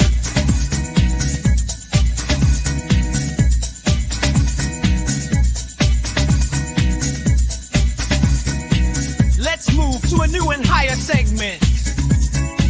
Unearn your liberation. Hemp, I gotta fix the flyer. It says 706. It's supposed to say 709. Yeah, we already corrected that. We already got that. Yeah, we figured if people show up at 706, walk into a hot, steamy room with Jared in spandex, twisted on a mat. Don't go to 6. It's a trap. Pause. Ain't I tell you, you need to tell Earl O'Fari Hutchinson to stop doing what he be doing on that Facebook, man. Somebody please let that man know. Well, I don't know. What is he doing? What is he doing? You didn't see that? Unfortunately, I saw. Yeah, hot the tops and Speedos, and he running in the morning. He's a funny guy. I don't know if he used to be a newscaster, but anyway. Check out his interview with Brother Sundiata on the platform, where he's fully clothed throughout. Earl need to chill out. Earl need to chill out. He be, put put some clothes on, Earl. Everybody put another layer on. I'm about to go put on a jacket myself. So look, man, there's this brother who had this opportunity. Just accused him of doing. He got on a full-on suit and turtlenecks. Okay. No, I'm talking about on his Facebook. His Facebook running videos. He be wilding, man. Anyway, let's go to this Hemp guy. So I can't do anything until I see. Now y'all ain't sent me on a mission. Don't go see it, man. Are you? So look, man. This brother. Wait, did y'all read this story? Because it's hella funny. It was a whole loop that he's doing with his scamming. But this brother has donated $237 million from his hemp business to FAMU, the HBCU, and obviously, once they received the donations, they started questioning it and starting to do an investigation because they're like something going on. But have y'all been looking at it? Because actually, when I looked at his website, the pictures that he used of him and his other CEO, who happened to say she ain't his CEO, is quite interesting. But let me pull it up right quick. Good morning. Earl Stop, man, stop. Stop. That's what I'm trying to tell this guy, man. He don't know how to calm himself down. He don't know how to regulate his emotions. Cut Earl off, man. We talking about Earl later. Y'all brought this shit up. Did you find I the didn't tell you video to go though? search it though. I said He found the video though. He did. Good morning. That's my guy, man. He all right, man. He all right, man. Now you're gonna send everybody He's to Facebook. still watching it. He's still watching it. Wait, why are you still watching the Diallo? Cause he went from the white sports bra to the maroon one. I know I shouldn't bring that shit up, man. All right, man. Everybody, make sure you read the reissue and the update of his Black Capitalism, the Myth of Black Capitalism, just reissued earlier this year with a new intro, a new fully clothed intro. Stay on that man Facebook. Look, so this story, right? Apparently, this man. Wait, where are we? What are you talking? I'm sorry. I'm gonna turn off my other screen. You should. And let me take off my glasses. I don't need to see nothing. I'll just listen. Yeah. Oh, everything's blurry. Oh, beautiful blur. Oh, I can't see. Oh, the gift of non-sight. I just have to. I can't read that. Whatever. They said Diallo don't have a pause button. He just have a zoom. Yeah, exactly. I see about us. After that, I don't see nothing. Oh, this I is hear bliss. you. Ignorance Yeah, that was rough. is bliss. We need to promote ignorance. No more information. Let's just. Matter of fact, Diallo, you save that video. We'll show it later. No, I'm logging off. You can't leave the fam. You can't leave the audience out. What's wrong? Anyway, I didn't waste the money on some glasses because I don't need to see. Who needs to see? And then my other senses will enhance. Hearing, I'll be like Daredevil. So I'm done seeing anything. I never want to see Diallo. Let's get to the story. Let's get to it. You the one distracted me. Okay. Talking about let's get to it. You're the one that set me on a path. You put me on a mission, and now you want to try to reel me back in after throwing me out to the wilderness. That's a shitty move. All right. So this guy, this is his business, right? He supposedly have all his hemp on hemp, selling all the weeds. But when you look at his picture, the picture is blurry as ever. When you said our team, he just looked like he threw a picture. You see it or no? I don't see shit. Really? I the figure. Well, not you. You don't count. Clothed man. The audience go see it. Okay. But don't ask. So apparently this lady, Kim Abbott, okay, he just threw her on the website. She never was a CEO for the company. She don't got nothing to do with the company. The only thing that she might have to do with it was when she was in public office, he started asking her questions about different businesses and how they engage the state. And she kind of act as a mentor to him. Okay. And after that, he just threw her on the website. And now she's behind and she's caught up in this whole little scandal too. Throw a white lady on there who used to work for the state and then legitimize your business. Apparently is what he's trying to do. But yeah, so they're talking to her, and she is saying that she was city council in Birmingham from 2009 to 2017, and she said she don't know anything about that business. Veteran Farms Corporation, the hemp company. He used these old photos of her, and she was hella upset about it. But what are some of y'all thoughts in terms of the school getting that type of money, right? And then they're like, this black man got all this money. We need to figure out where it's coming from. Or, what's some thoughts that y'all had as y'all look through the hemp business? And I know you're not a smoker, Diallo, but understand. I might start today. Jamal Bryant about to grow some weed at his church in Atlanta. So, we can do it. What? Go ahead, Jerry. The sex scandal didn't take him down? Weed will make you rise. Keep going. Weed and Jesus keep you afloat. So I didn't get a chance to look too much into this. I did see, as someone pointed out in the chat, that Roland Martin had a long segment on this. Wow. That I at least saw the headline on, in terms of the FAMU story in particular. But the first thoughts that that keep coming to mind when I see these stories is that, one,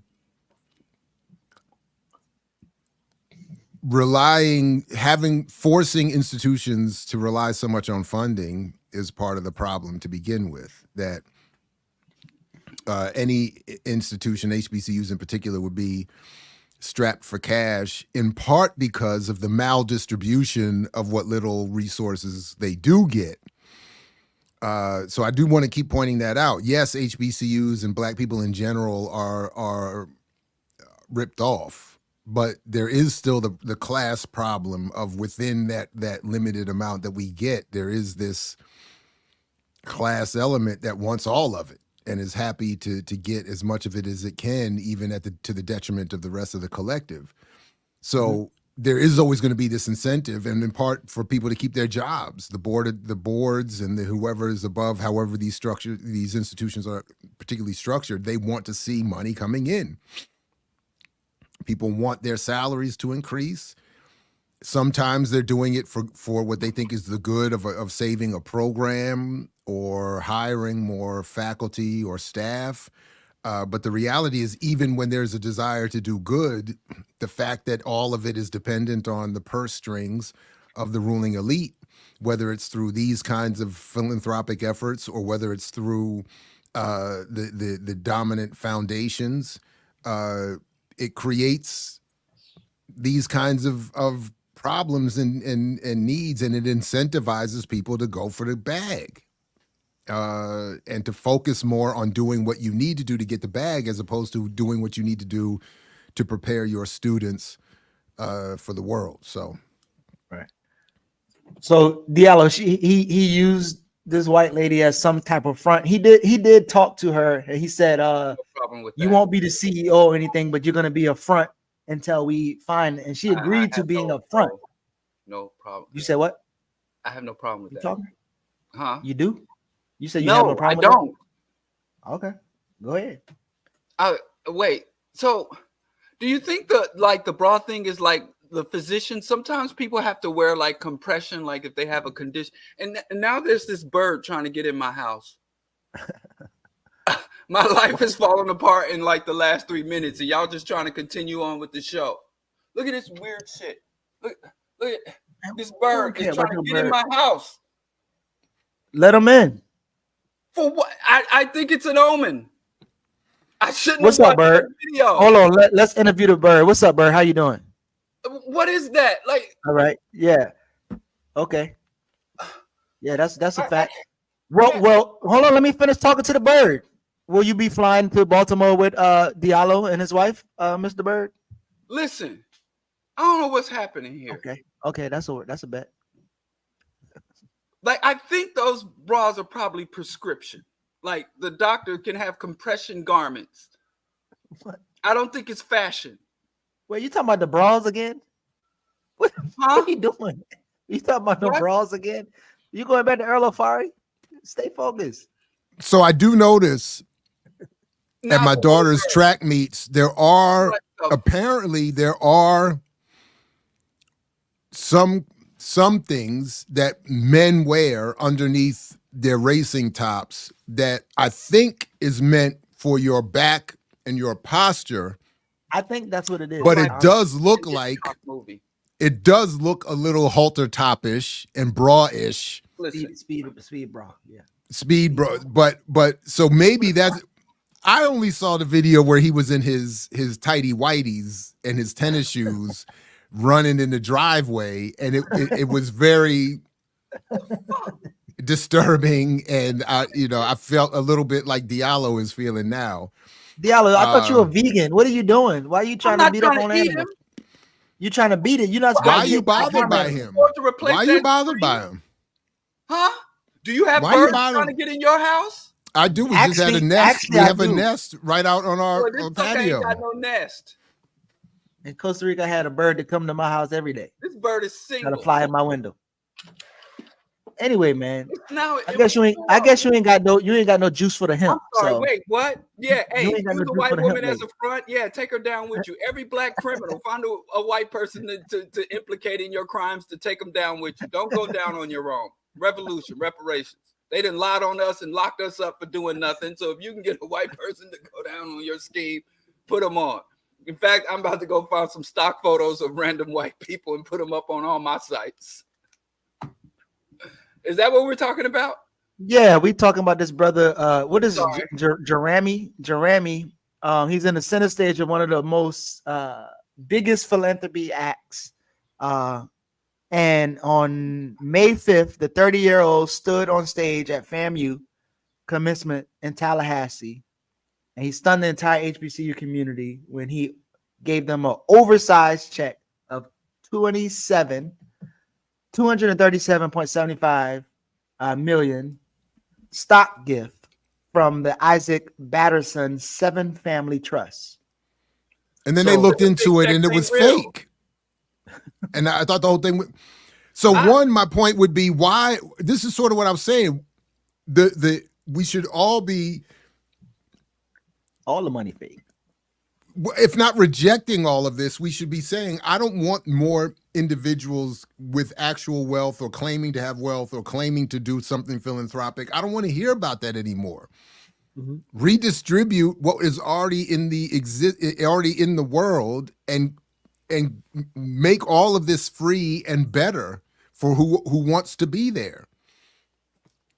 But this game we keep playing, they fell into a trap. But they're invited to fall into a trap because the incentive is already there to go get money when you can. Bezos's widow comes through Morgan, drops $40 million. Of course. And the question, so any questions about why would a university need that? What's going to happen with it? Why isn't state funding sufficient?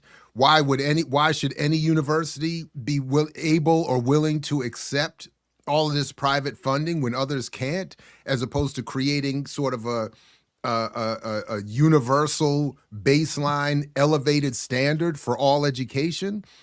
We're not even allowed to ask these questions because we're blinded by the excitement of somebody coming through and making it rain. Drop a check. And then it's not even real. Illiterate peasants of the Middle Ages fought revolutions because they realized that you could not live at the benevolence of a monarch. The benevolence of a monarch is not enough to sustain a society or for the health of a population. And here we are, educated with supercomputers in our back pockets, and we've fallen for that age-old thing. Falling for and depending on and trying to make ourselves worthy of the benevolence of modern day monarchs. It's disgusting behavior. But you say it but that's the thing. You say it like with that power in technologically in our phones, we should be able to do more. And I think I'm not saying what we can do. I'm just saying our attitudes and dispositions about it.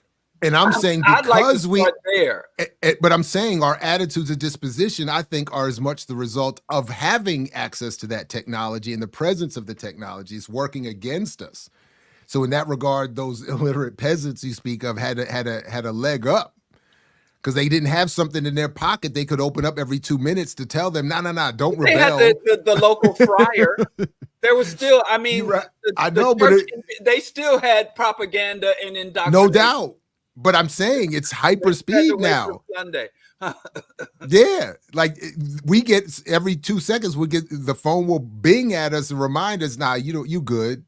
Look at John Hope Bryant. He's on the Breakfast Club. You could watch him cheerlead you into salvation. Maybe Jared, if you segue us one more time, Diallo might have a story where oligarchs actually doing something kind and vegan-y. It's time for our next segment on Earn Your Liberation.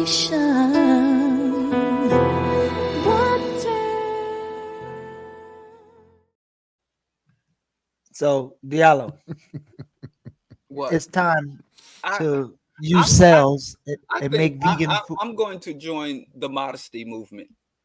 Why? Because we should all be rocking 3/4, not just the earths, not just the queens and the women. We all should, everybody. I'm converting to Islam like Lil Jon. And wait, I'm what? going to advocate that men and women don the hijab and the burqa. Because there's too much flesh out here. There's the people, man, thou art loosed. And we need to tighten shit up around here. Cover up. I'm with that movement. Sign me up. That's right. That's the new segment. Button up another button. Word up. Modesty culture. Yes. We need to re-implement shame. Yes. Shame. Y'all two need to take a break. Okay, I'm telling you. Let that man live. Say something wildly inappropriate, but yeah, cover everything. Put on another layer. Right. I'm head wrap everything. No Wait, flesh. Diallo, are you trying to like make a funny segue and say we need to stop using so much flesh? Is that what you're saying? Okay. All right. I think it was credible. I think it was nice. Oh man. Ugh. Where are we? Vat grown meat. Okay. Well, there's a lot of layers here. This shit runs deep. So Governor Ron DeSanctimonious. Governor Ron DeSantis, the fascist mayor of governor, the fascist governor, the mayor of White Boot Town, has banned vat grown meat in Florida, or what they call lab grown meat in Florida, meat. And also Tennessee and Alabama. And so these southern right-wing reactionary states are all banning meat. And this is the thing with right-wing governments. Like in the Dakotas and stuff, they've banned Sharia law. And then they in other places, they're trying to ban post-birth abortions. So reactionary Republican governments are very big on banning critical race theory taught in kindergarten and grade school. So Republican governors have and legislators have been on this tirade of banning shit that doesn't even exist, or that just this unnecessary busy work legislation.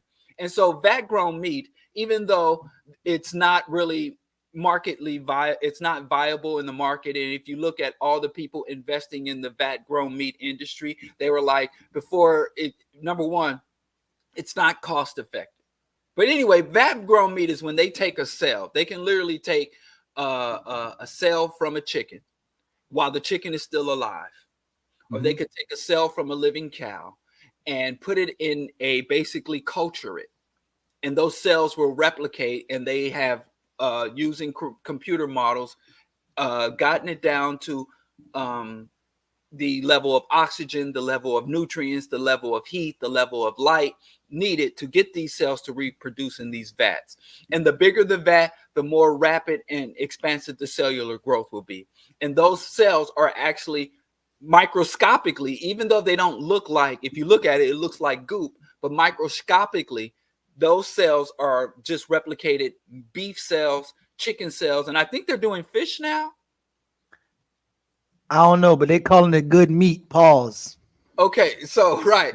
So this fat grown meat, after they do this process of extrusion, where it doesn't look like the fish or the chicken or the meat. So there's a second step in the process after they grow these meat cells that have the same biochemical and nutrient makeup of the meat you buy in the store, minus the worms, minus the parasites, minus the antibiotics, minus the tumors, minus the urine and feces, fecal matter, and minus the rat droppings that you buy in your grocery store meat. Right? Minus the ammonia, minus the radiation that you buy in your grocery store meat eaters, you bone sucking, gristle gnawing meat eaters. And so they have this basically clean meat. clean of cruelty, clean, and then they put it through this extruder, which basically reshapes or give volume to the meat and shapes it into the substance that that looks like muscle tissue, the sinewy flesh of a dead, tortured animal that y'all eat. So anyway, even though this process has not been scaled up to an industrial level to in any way compete with or displace the commercial meat industry, even though it hasn't, they're already getting out ahead. Now, what this speaks to more than your opinion on meat, and I don't know how you could eat the carcass of a dead animal, but you don't want something to come out of a vat. I don't know where that is in terms of your morality. I mean, I wouldn't eat neither, but if you eat one, I don't understand your moral or ethics of not eating the other one. But the real thing is, number one, it blows up this concept of the free market, because the same governors that are banning vat-grown meat are allowing for multinational corporations to emit more carbon, to emit more mercury, to mine for more coal offshore, to pollute waterways. They're allowing for more contaminants and particulates in the air. They're allowing for and defunding water purification plants or refusing to update the technology. So these right-wing governments definitely don't care about the health and well-being of the citizens. They always put industry above the health of citizens and workers. They're even trying to do away with, like Ron DeSantis just signed legislation that is removing water breaks on heat days, where the workers in Florida, when the temperature gets up to 120 degrees, the workers had negotiated saying, hey, there has to be so much water, and when the temperature reaches a certain level, we're allowed to have these shade breaks, and you have to have these special cooling tents for the workers. He said, nope, you're not required to provide that. Either do the job or you're fired, right?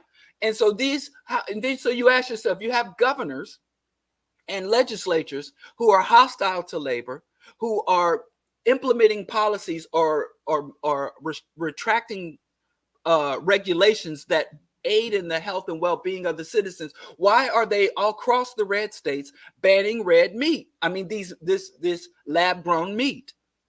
Well, they're actually admitting it's to protect industry. The meat industry, which gets, what was it? I don't know. I don't want to look at another computer screen in my life, so I'll go like $40 billion a year, and that's on the books. You know, there's a lot more under the table in government subsidies. In fact, there would be no meat industry without government subsidy. In fact, the cost of meat would more than quadruple if not for government subsidies, right? And so they spend almost upwards of $50 billion to supplement the beef and dairy industry, while they spend $17 million to supplement or to subsidies for the vegetables and fruit industry in the U.S. So anyway, all that to say is, and when there is not an actual threat, not a direct threat, not even a potential threat, let alone an active threat to their profits of the meat and dairy industry, they have already preemptive. Remember George W. Bush shock and awe preemptive war?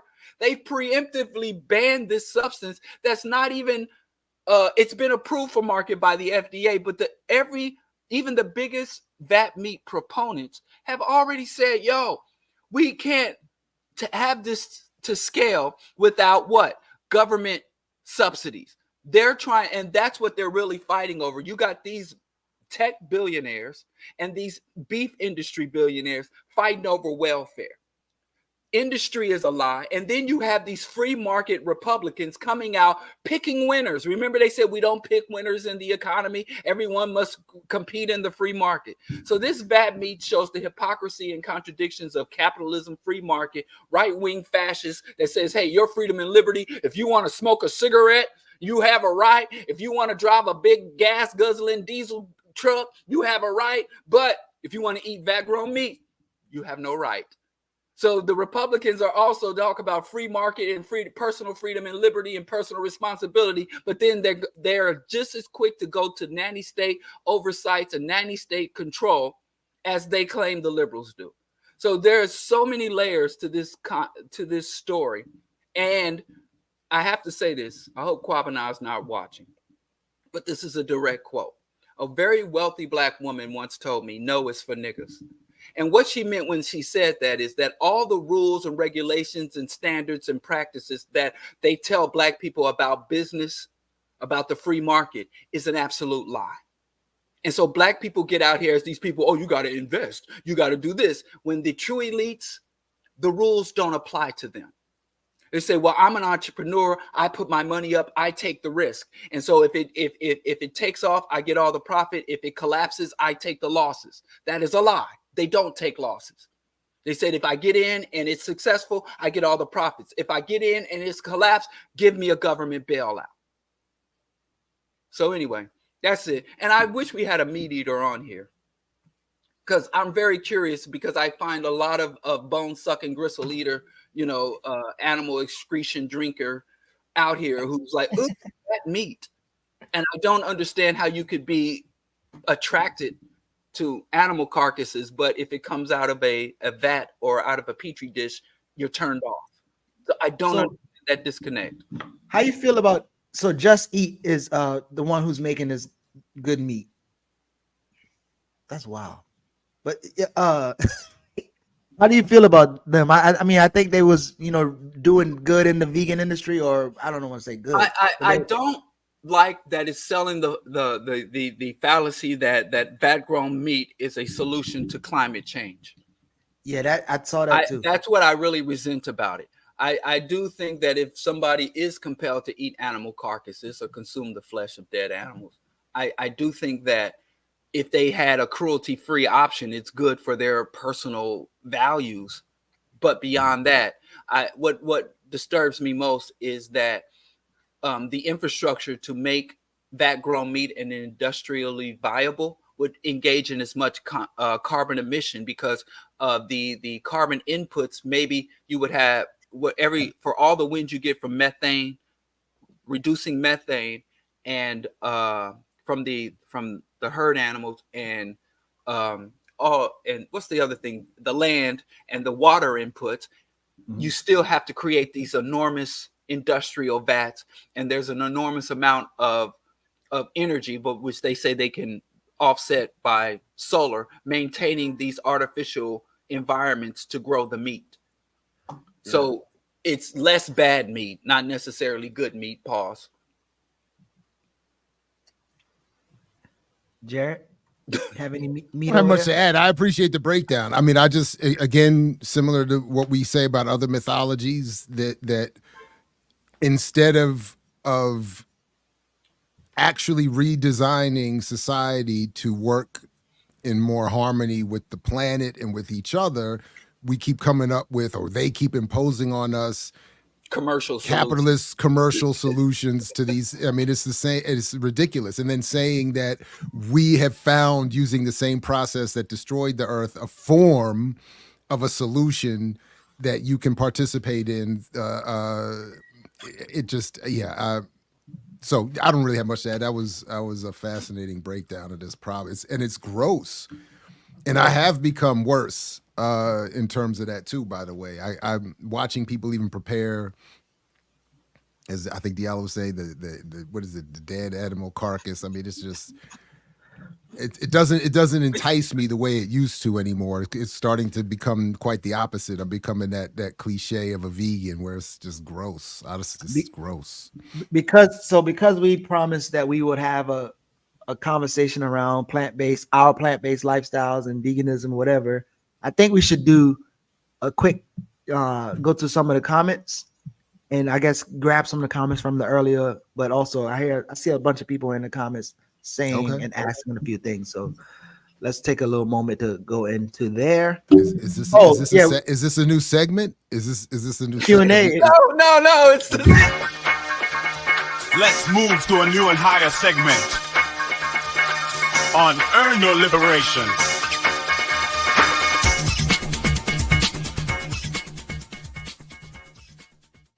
It's the same. We're on the same topic. You didn't have to do that. It's a Q&A though. Yeah, man. Anyway, so let's get into a few of these things. So because earlier I did tag this, y'all got to say it. Them boy, y'all said them boy old. Say that. Get some gully in y'all life. Yeah, they was talking about y'all too. Them boy old. Them boy old and brittle. Them boy old and brittle. And say he back broke I'm out. not mad at that. Say he back broke out. That's facts.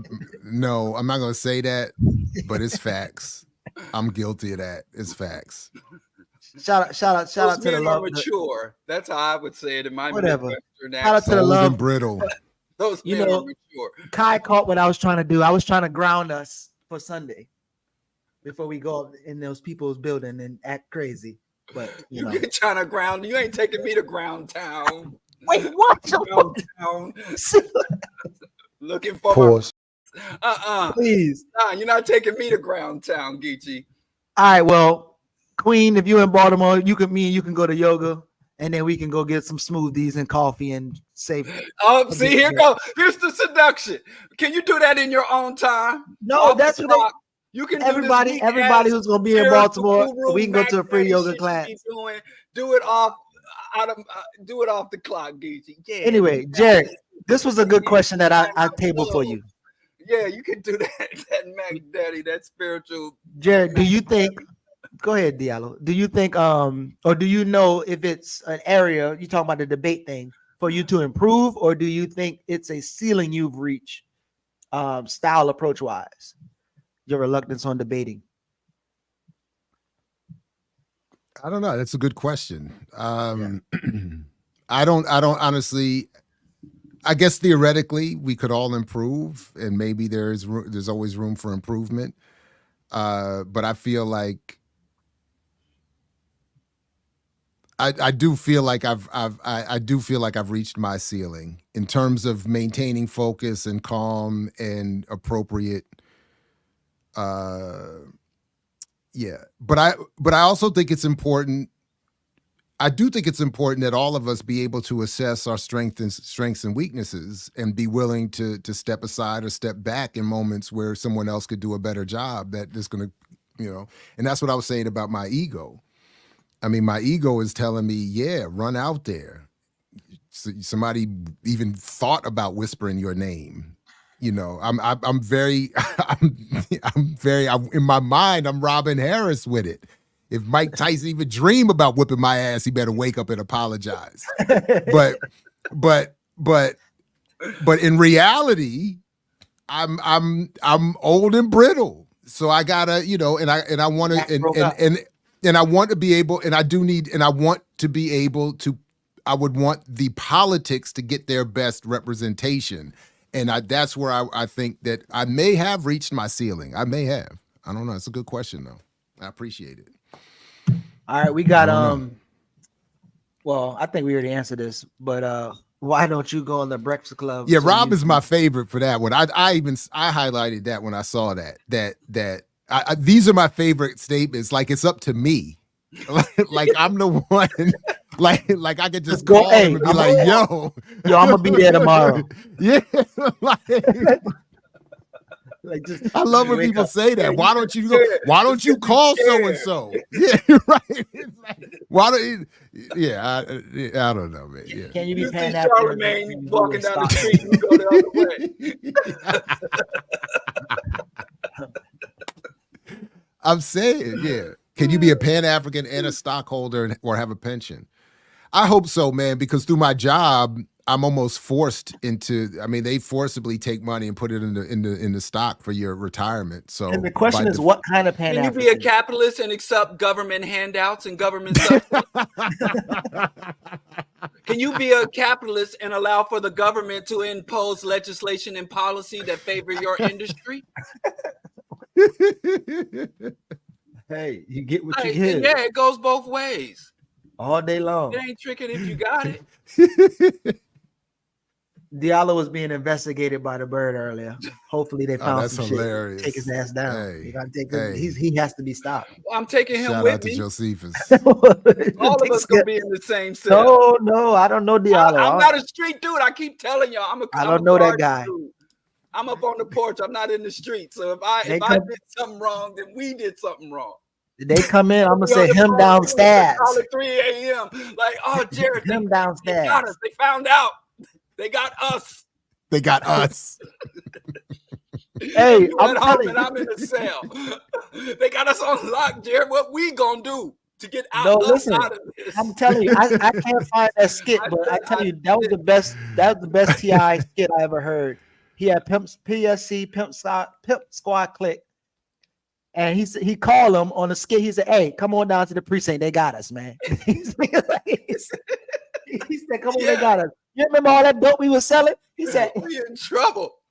He said, "Come down here and help me out." He said, "I can't do all this time by myself."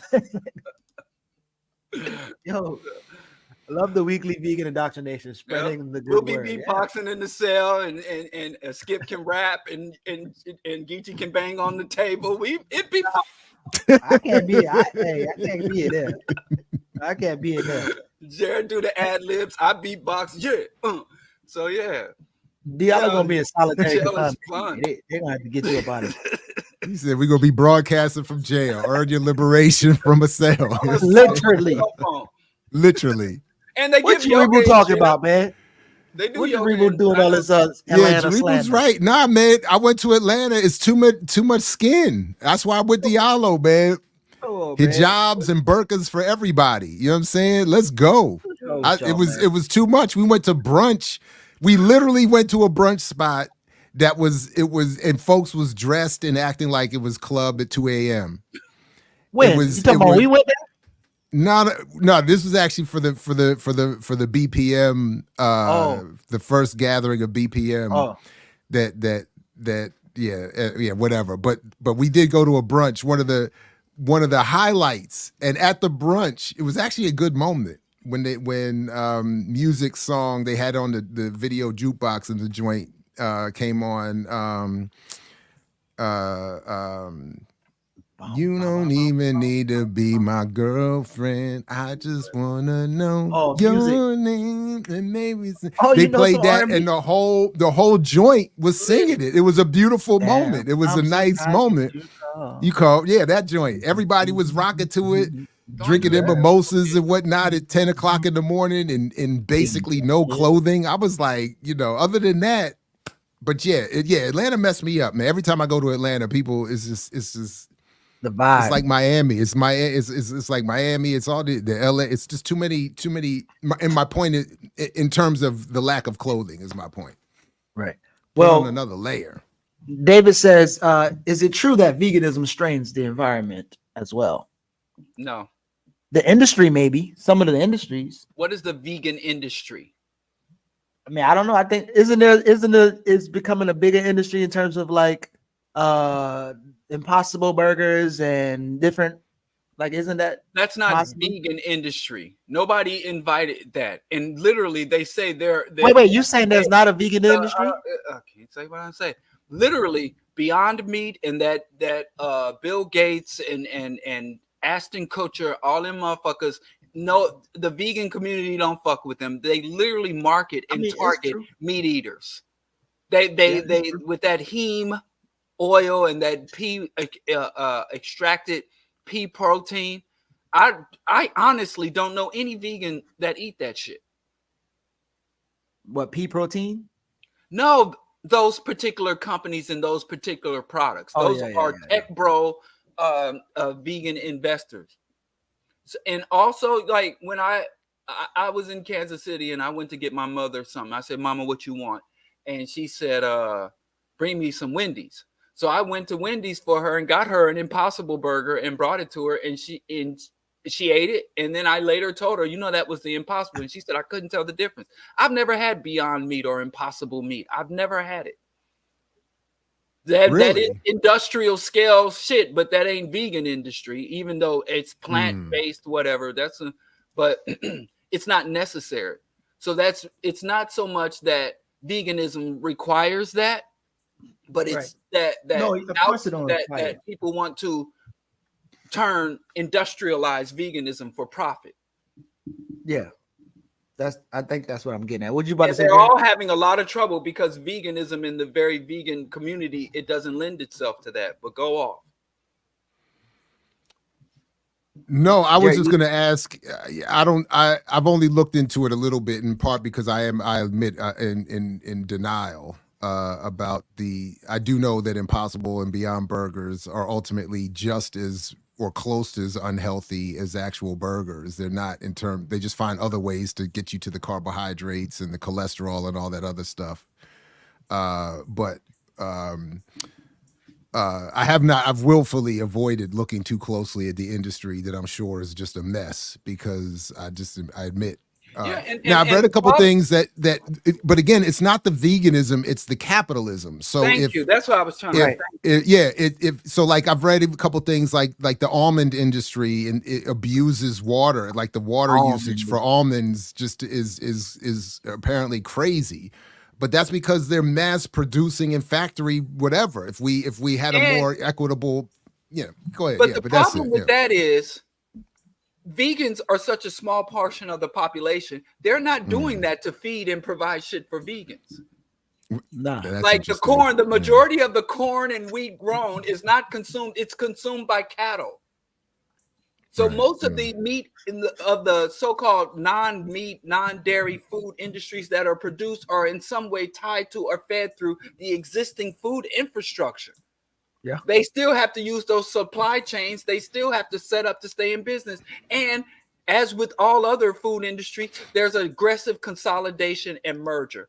All of the small cottage level vegan production is being bought up by Kraft, and these other large food multinationals are buying up these small scale vegan producers. So as Jared said, it's not the vegan industry. It's just capitalist multinational food industry that'll sell you Moose's question. Right. So that's not to be blamed on veganism. So don't think, well, I'm gonna keep eating me some meat in order to fight the vegan industry.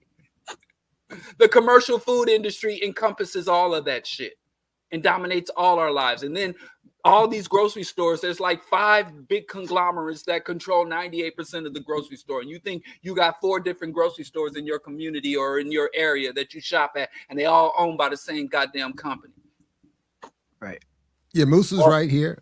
That's right. Absolutely. Yeah. And that's the same with everything. I mean, this idea, recycling and all the other things. Yeah, that's why I keep saying, I remember in grad school, this grad student in the dorm, I got such a self-righteous because she saw that I didn't recycle, or I put trash in the wrong whatever in the communal, and she kind of was rude about how she was checking me, and we didn't know each other. So I was like, so I did, and my response was, well, what do you have to say about the corporations and their recycling and their damage and whatever, like, don't put the destruction of the earth on what I just threw away in the wrong trash bin.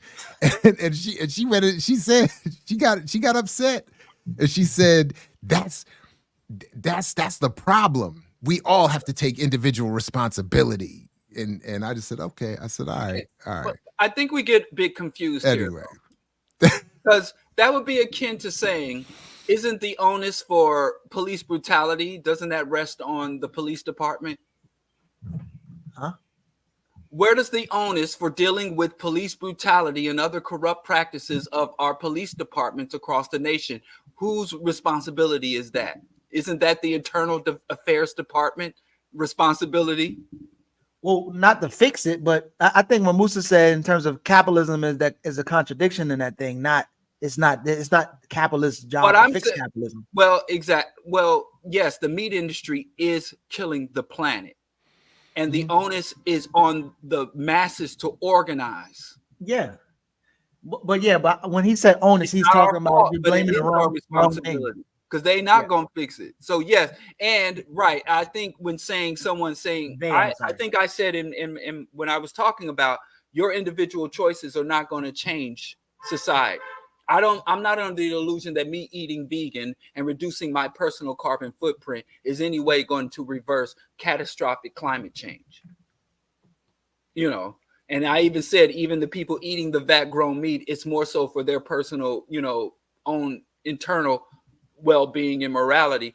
But in terms of being societal change or industry level change, it's next to nothing. You still got to take it to the streets. So basically, you agree with with Musa, right? Yes, but well, I don't agree that the onus is on the industry. I believe, like you said, the blame, the fault, the crimes are on the industry. But I say the onus is on the public to change policies and to change the economy and the incentives and reward system within the economy that drives people to do harm to the ecosystem and other people in order to generate wealth. All right. Veganism food is heavily processed. And what does that even mean? Because let me say this: the moment you take an apple and slice it in half, you've processed it. And I don't understand. So the blood clot, what if it is processed? So the blood clot, what if you want to go get some vegan or soy chunks or soy nuggets or some vegan ice cream? What? I don't understand that argument. When you eat your meat, do you go out in the field and jump on the back of a cow and bite through the hide? Oh, do you go out to the chicken coop and snap the chicken's neck and bite through the feathers? What? I don't understand that. I don't mess with that. You got goddamn blood running down your cheek. Talking about, look over there, they eating that tofu. I don't understand that argument. All the food we eat is processed, cooked food. So yeah, there are various processes. There are some good and appropriate processes, and there are some bad processes. But the moment you get some grain and you start to pound the grain, that's processing it. Hey, I don't understand that. The blood running down your cheek. I'm going to get a retwist, but you can go ahead and send some money to me if Don gonna help me with my retwist. Yeah, I need a retwist. Go ahead, oh, Don. that is hilarious. Send to my Cash App. I just, they really think they cooking with that shit. They really think they just gonna just cause. It's a mic drop. It's a mic drop. Vegan food is highly processed. Oh, I'm melting. You point out the fact. That's a mic drop for everybody. Goddamn, I'm not gonna bite in a raw piece of chunk of tofu. You better process that chunk tofu, saute it, season it.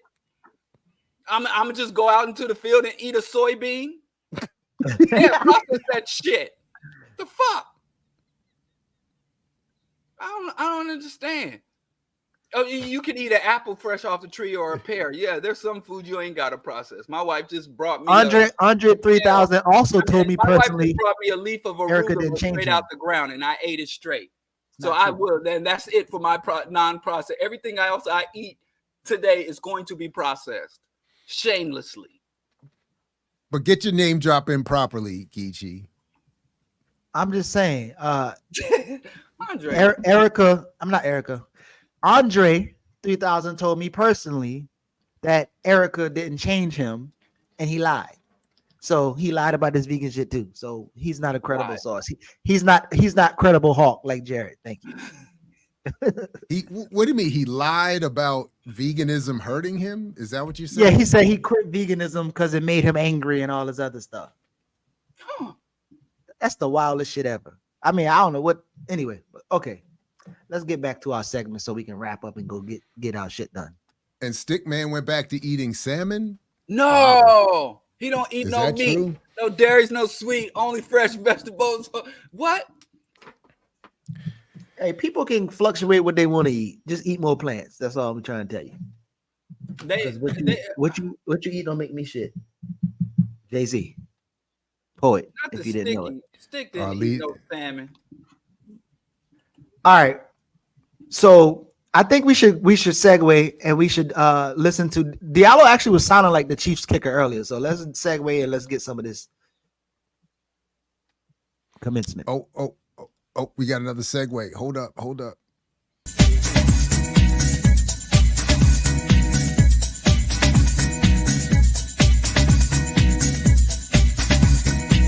Let's move to a new and higher segment. Unearn your liberation. Listen, that is like a digital sports bra. Y'all need to just. Hey, I got an idea for the AI. Stop messing around. Y'all too old for this mess. No, man, bump that. Jared, I need you to put this in your AI. What's that? Hold on, man. I had an idea. Can you tell the AI I want this to sound like that, and you use the words? Because I wanted to remix. What do you want the words to be? What lyrics do you want? I'll have it by the end of the show. Maybe even sooner than that. Really? Hold on. Yeah, this stuff is fast. All right, well, let me look for it. Lagoon in the building. Yo. So Diallo, get us into this what's happening. So wait, you gonna tell me? You gonna tell me or what? I am. I gotta find it. Find it. But get us into this so we can't keep the people waiting. Kansas City Chiefs. There was this a your university hometown that had a ball chaser as its commencement speaker, so they deserve whatever the fuck they got. Come on, man. Yes, wow. I said it. Since when? Since for why? And if I had to go to my commencement speech when I graduated and listen to some boring ass stuffy scholar, then everybody else should too. Okay. So you're trying to say he was right, wrong? I mean, no, help us out. This is something I say. Everybody loves Christianity until some Christian shit happens. I love when true Christians and adherents to the faith get up here and talk about the reality and the truth embedded in the faith. And then people get all mad because they like to cherry pick and choose from these male chauvinist murder cults. And they say, oh, it's good, or this is my personal religion. There's no such thing. The religion don't belong to you. It is not personal to you. And it's not your personal God or your personal savior. These are some of the largest, most entrenched and powerful institutions and longer standing institutions in human society. And you want to pretend like it's something personal to you. So even though this man is both validating Christian values and also, as he said, this is Christianity. What do you want from me? It was here before I got here. It's going to be here after I've gone on to heaven. So anyway, they brought this ball chaser, who's the kicker for the Kansas City Chiefs, to be the commencement speaker. He goes on stage and says, you women who just got your degree and you got these illusions that you're going to be a boss babe or a girl boss, and you got your illusions how you're going to elevate in your career. You heifers need to go home and get pregnant, get barefoot. He ain't say it like that, Diallo. Stop. He didn't say However, it like that. he said it. And he didn't say it like that. Like, he said, pull it up. If you ain't pulling it up, then you ain't got no. Stop doing that, because he didn't say it like that. You be exaggerating. You didn't unleash me. What he said was, he said, not all of y'all gonna be entrepreneurs. No, because he sounded like you earlier. You don't want to hear what he said. That's messed up. You don't know what he said. Pull it up. Jared, do you have a link? I mean, there's a lot of it's a long talk, but I actually had something else about this story, but we can get that link. He said to the men, he said, men, you're being emasculated, you're being effeminized, and it's time for you Christian men to stand up to be the warrior Christian scholars for God and the dominant species and take dominion over the earth as God is intended. And then they said, sir, you can't say such things. And they asked him for a clarification or even an apology. And he quadrupled down on his position. And I'm like, hallelujah, hallelujah. I love when true Christianity is exposed, because I think there's nothing better to help people to abandon the church and the theology and God than the true tenets of the religion being articulated by people in high positions. Now I'm done. And you can go and try to justify this. I ain't justifying nothing. Hey, I'm gonna send you the clip, Jared, that you want to. But I think it's queued up. All right. All right, here we go. The women who have had the most diabolical lies told to you. How many of you are sitting here now about to cross this stage and are thinking about all the promotions and titles you are going to get in your career? But I would venture to guess that the majority of you are most excited about your marriage and the children you will bring into this world. His message to young men? Be unapologetic in your masculinity, fighting against the cultural emasculation of men. Butker taking aim at LGBTQ Pride Month with a joke. Pride. No. Not the deadly sin sort of pride that has an entire month dedicated to it. And even quoting Taylor Swift in the parent jab at some Catholic clergy. Because as my teammate's girlfriend says, familiarity breeds contempt. The speech was met with applause at the small Catholic college. But the backlash online has been fierce.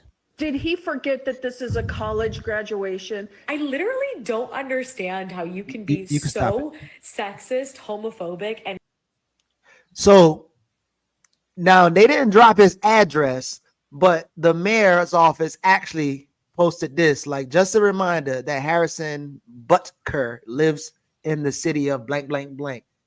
But he's actually, the attorney general is now on this black mayor's tail saying, you dox this guy and somebody in the office is going to pay for it, because they made it seem like after he said that, what is the guy, Mayor Quentin Lucas, somebody from his office said that he lived in a certain city.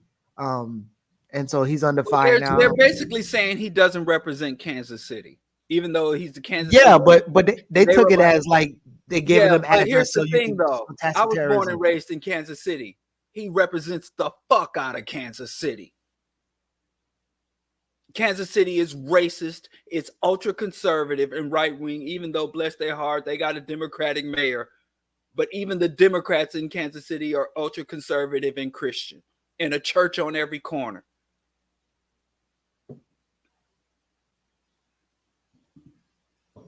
Jared. Yeah. What I wanted to do was, so Tank's Please Don't Go. And he started off, please don't go.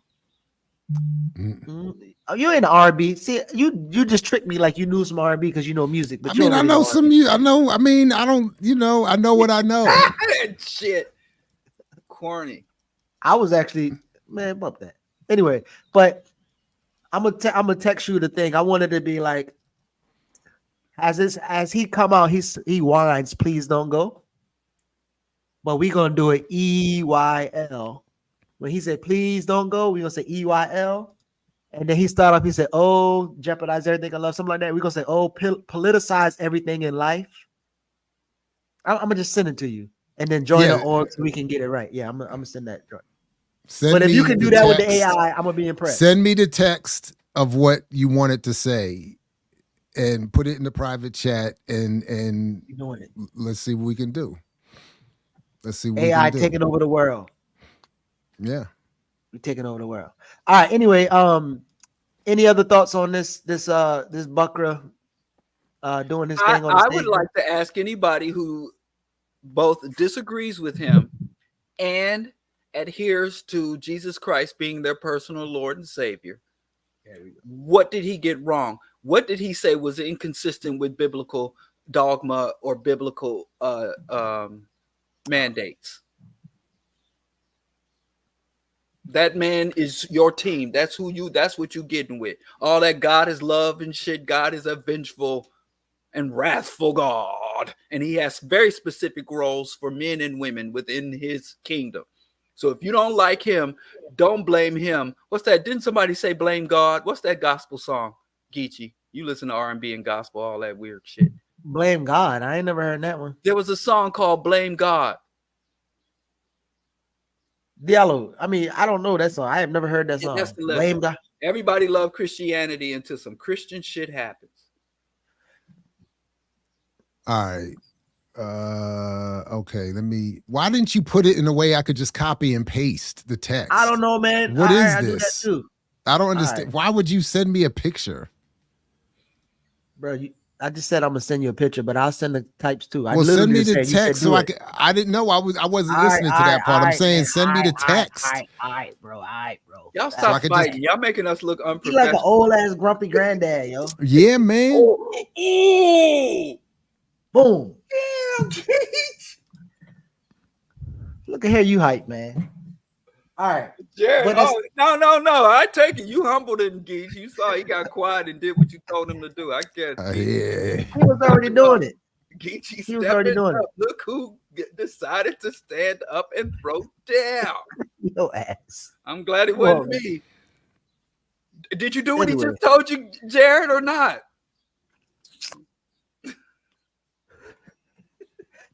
Wait, this hold on. So comedy. He's a comedian. Hold on. Yeah, he is. Abortion. Oh, he talked about abortion, and he also talked about the Geechee checked you, but I catch the stray. I guess. Diallo, come on, man. Why you always gotta be instigating the hype, man? What do you mean? I'm jeffing with you. I'm bigging you up. I'm impressed. Don't big me up. I don't want you to big me up. I'm trying to get like you. All your big ups is like floor pulling. You pull the floor from under people with your big ups. I don't want it. Keep them shits over there, player. You don't even go to my yoga class, but you want to big me up? You pushing too hard. You coming too hard in the paint. You ain't trying to do no headstand or something. I'm gonna turn on my locator on my phone when I get to Baltimore, because you got something you up to something. Your ass the one trying to do a wire tour. You need to have your location on. Get him here. I can get him here, boss. I'll just tell him it's yoga. He's into that stuff. You get him here, or we gonna put it. Nah, you're going too hard in the paint. Can we do? I got sent something today that I thought was kind of funny and sad at the same time. Can we do one more? Do we have another space for another segment?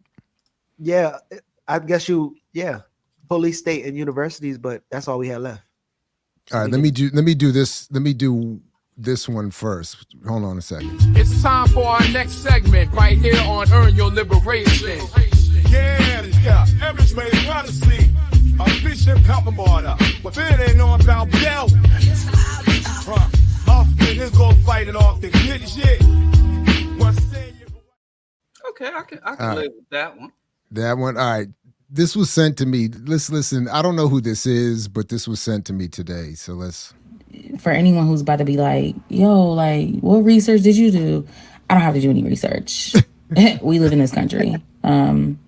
Systemic racism is the reason. And if you know anything about the financial institutions in this country, you would know that the way that shit is set up, it is designed for you to be sort of beholden and reliant on those external entities, right? Whether it's grant funded, whether you have a loan, whatever it is.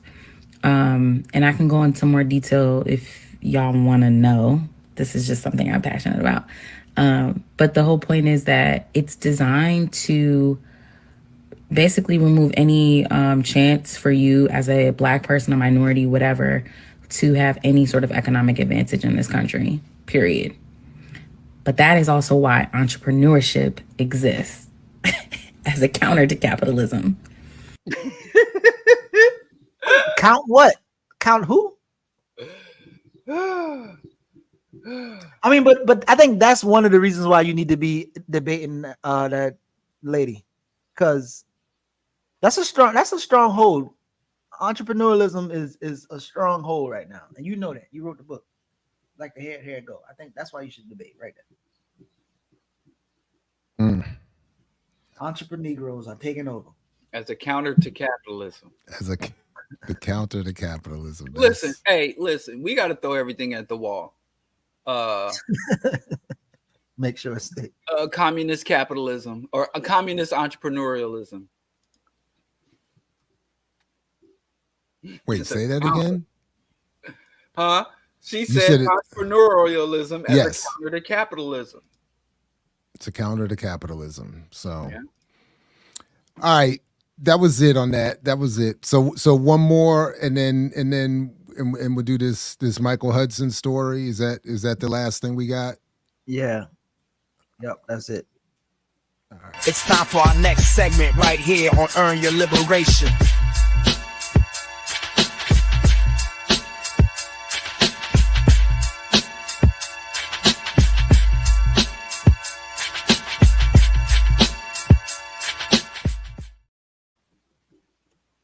So not bad. Yeah, not bad.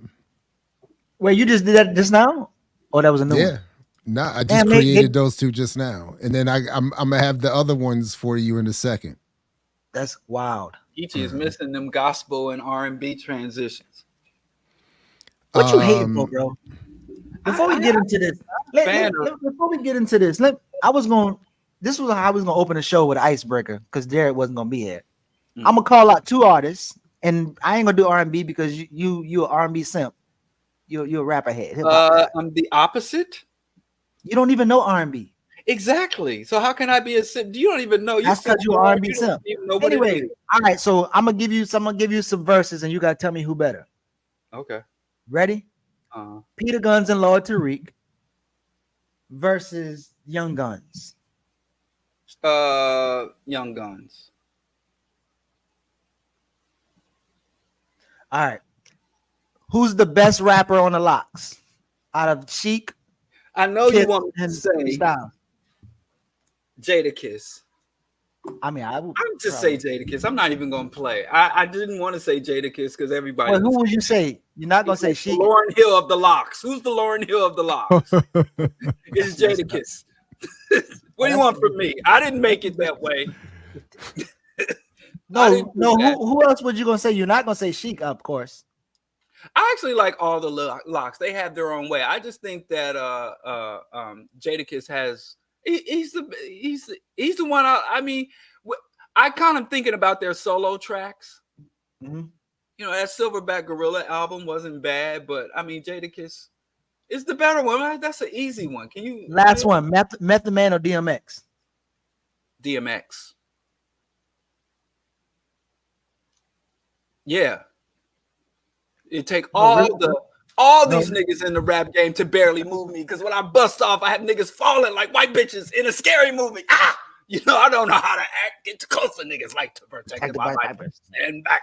I mean, come on. Come on, man. It's definitely DMX. I mean, Method Man would agree with me. All right, let's get into some police shit. Police state, universities. Michael Hudson, what we got, Jared? So I don't really have too much with this. I just read this somewhat quickly last night, but thought it was interesting. Michael Hudson, the economist that I check in on every once in a while, had this blog piece, Universities as Tentacles of the Police State. And yeah, essentially he just explains just that and shows how Columbia University is through the influence, some of which we covered already, is being turned is why does the text look like that though? Oh, there we go. There's the interview. Oh no. That's just the. So anyway, he ends up he talks a little bit about the president of Columbia University, who's under a lot of, Dr. Shafiq is her name. And on the one hand, she's being attacked by the right for not being draconian enough with the students. And she's being attacked by the left and by people like Michael Hudson as being basically a neo-colonial comprador, and who one would expect that would rise to such prominence at a university like that. You know what? Let me just apologize to everybody. I don't have any notes or anything organized about this. I just read it very quickly, and it was essentially Hudson pointing out that through the funders, through the university, through its role as again a neo-colonial institution, it is literally extending the reach of the police state by having police engage, sometimes violently, with the students in defense of Zionism. So yeah, I'll have to leave it there. I didn't really prepare anything. I didn't realize how unprepared I was for that, so I apologize to everybody for that. But that was the essential point of the piece here, and somewhat interesting in terms of a look at Dr. Shafiq, the president of Colombia, and coming out of the International Monetary Fund and having that kind of background. But finding herself caught. And one piece that I thought was interesting in the story was that apparently, according to Hudson, Shafiq, if I'm pronouncing her name correctly, is misunderstood like other presidents who were called to Congress to testify as to the uprisings on their campuses. Apparently, and I didn't realize this, but apparently all of them were under some misguided notion that their testimonies in Congress was going to work, and that was going to be sufficient to explain what was happening. And they didn't even, according to Hudson, take it seriously enough. And Hudson is an alum of Columbia. That's one of why he's interested in what's happening there. so yeah, they were apparently under this impression that they were going to say what they had to say and it was going to be all good. And come to find out that there's a lot of people saying, obviously for various reasons, that it's not all good. And in particular, a lot of money saying we're going to take away our funding. And going back to the point I was making about even HBCUs, if we're still in a situation where elite universities are dependent upon the ruling elite to fund them, then we can only expect that they're going to be there as institutions to do so much, to do that bidding. Not just elite, though. What do you mean? It's not just the elite universities that are on Hawk, though. No, that's what I'm saying. No, I'm saying, forgive me if I misspoke. What I was saying was just like the HBCUs, these so-called elite universities are on the hook for elite funders. That's really what I was trying to say. Wait, who? That wasn't Antonio Moore in the chat. Who just got banned in the chat? Can't ban nobody. I'm a guest. Some dude who was talking reckless. He said that you're hiding wealth. He said you're sitting on a fat stack and you're tricking the rest of us. Oh, but it wasn't Tone. It wasn't Antonio. No, it wasn't Tone. That wasn't Tone. Okay. Anthony. Okay. No, that's Anthony Moore. Tony is Antonio. All right. So Anthony was. He said speaking, you had this guy. Yeah. And he was saying something about your mama and all this other stuff. He was just doing. He said you got a lot of money. He's talking about my mother. He said you got. Oh my. He said you got white wealth that you're hiding from us.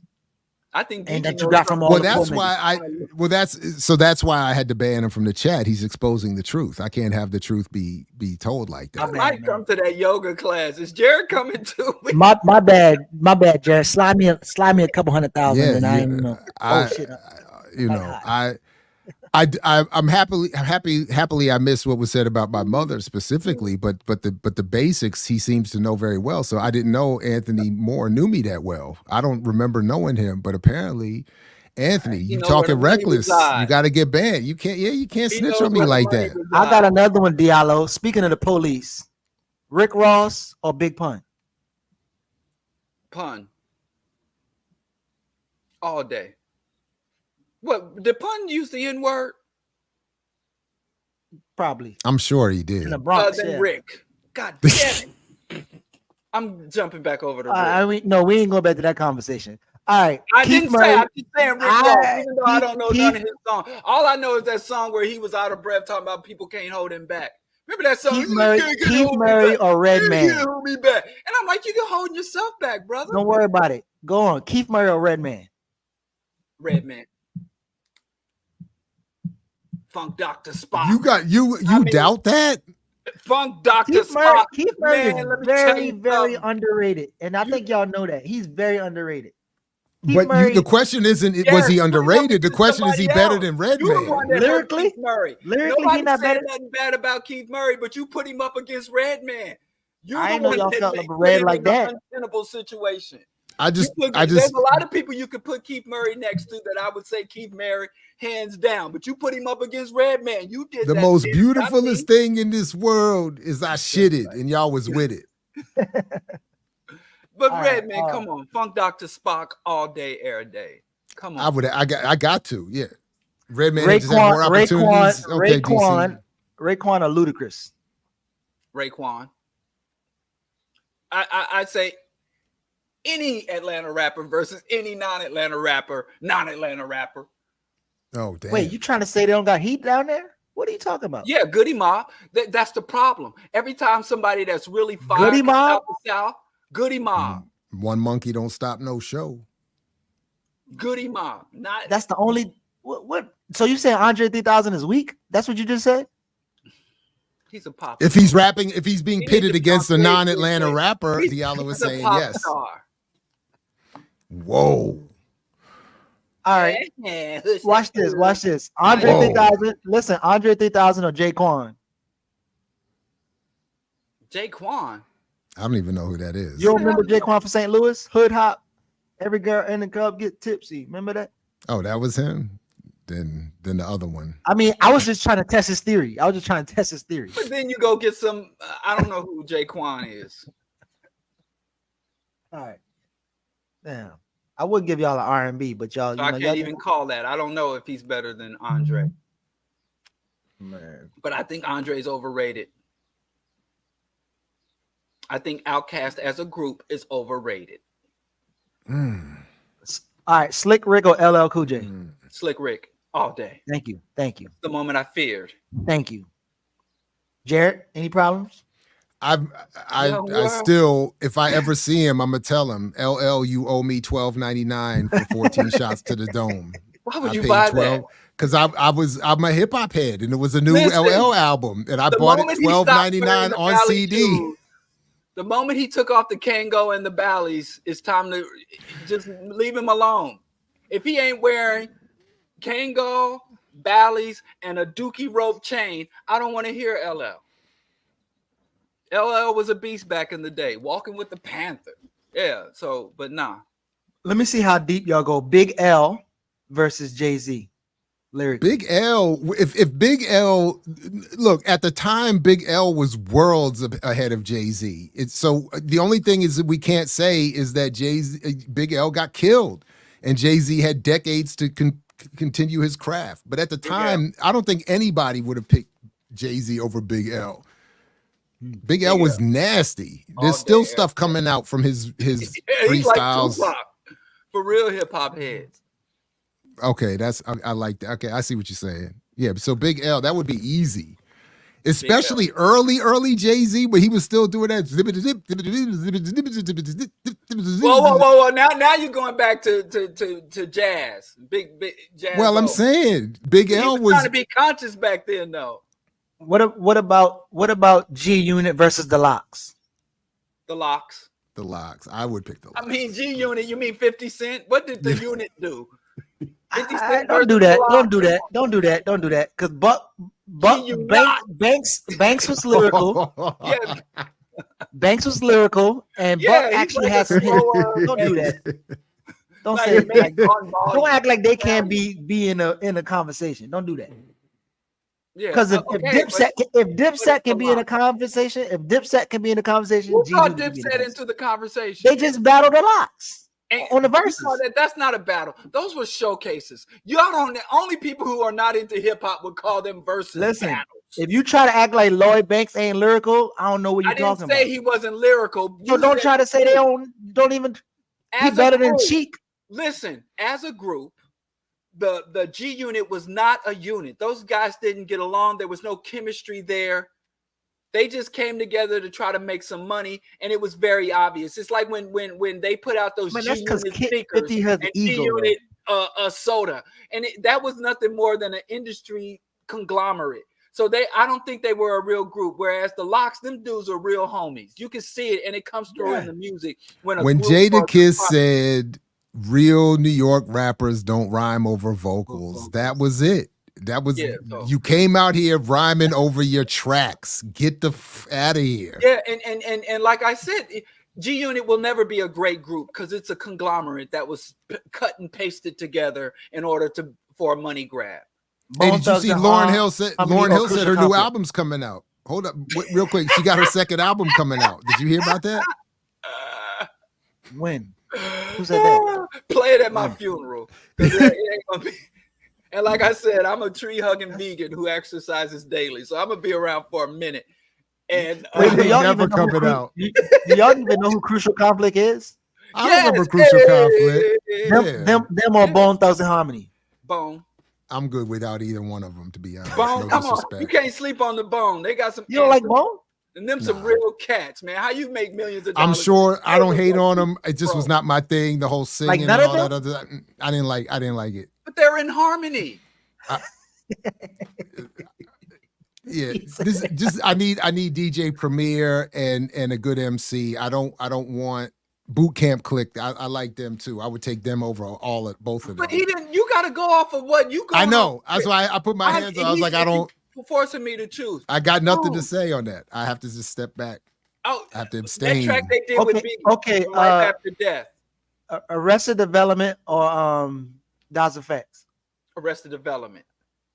Oh, as a music group, I'm taking Das Effects all day. Oh man, politically, I mean, Arrested Development is politically Speech more important. Can rap but good. Y'all don't be listening to that man's lyrics. Speech can rap. I'm not good. saying he can't rap. Have to give 50 ad libs between rhymes in order to connect. I'm not. But Daz Effects, come on. You didn't even give Daz a thought. You didn't even give him a thought. It didn't take no thought.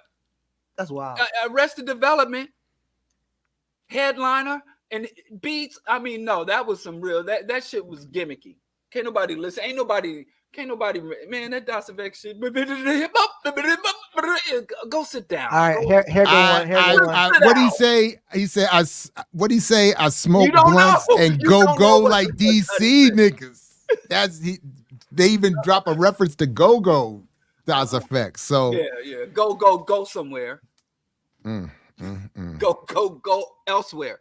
But Bootsy or Webby? Huh? Bootsy or Webby? I would have to say Webby. No, he's a predator. He's got it. Oh, lyrically, you're forcing me to. Both of them are Webby. You're forcing me to choose between trash and garbage. I'm but again. Let me say Boosie. Let me say Boosie badass, because that from the bottom thing, he has some encouraging, uplifting. So I'd say Boosie badass. And I'll say that in homage to Josephus, because Josephus is Boosie's #1 fan.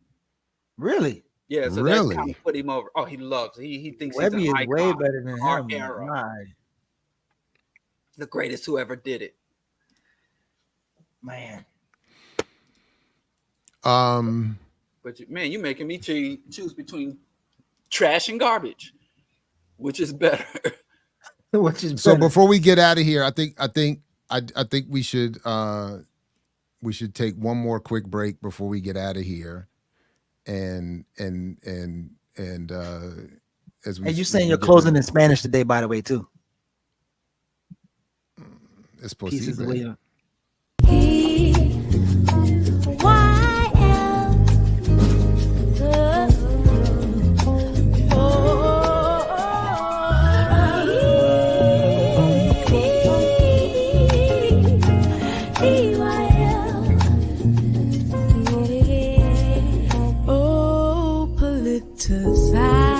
Everything in life.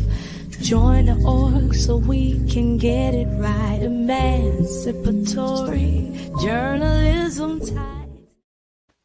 That's the words, but they ain't the rhythm. What are you doing? I can't make it say. I mean, I can't recreate Tank's song with the. I mean, it's AI. I thought AI can copyright and steal shit. But I like that. I like that. That sounds like Chrisette Michelle and Layla Hathaway a little bit tweaking. So I like that one. Play it one more time. I don't think they heard the words. Them lyrics is fire.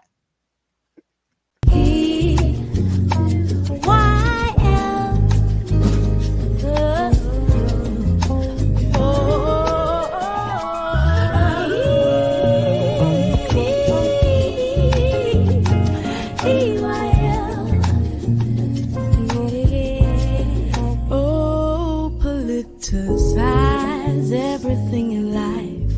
Join the org so we can get it right. Emancipatory journalism type. No. Yeah. Diallo just wants some rapping. Boom, boom, boom, boom, boom. Shoot it. Yeah. Y'all, you and Jared, y'all can play that while y'all doing yoga. That's some yoga background music.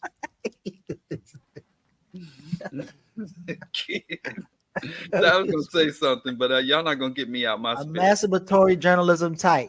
Come on, man, get it right, man. Join the org and get it right.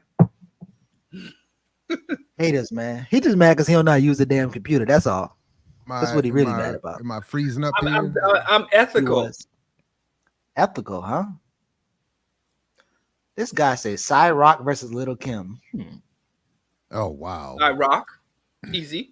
Man, this is easy. Obviously. There was hold on.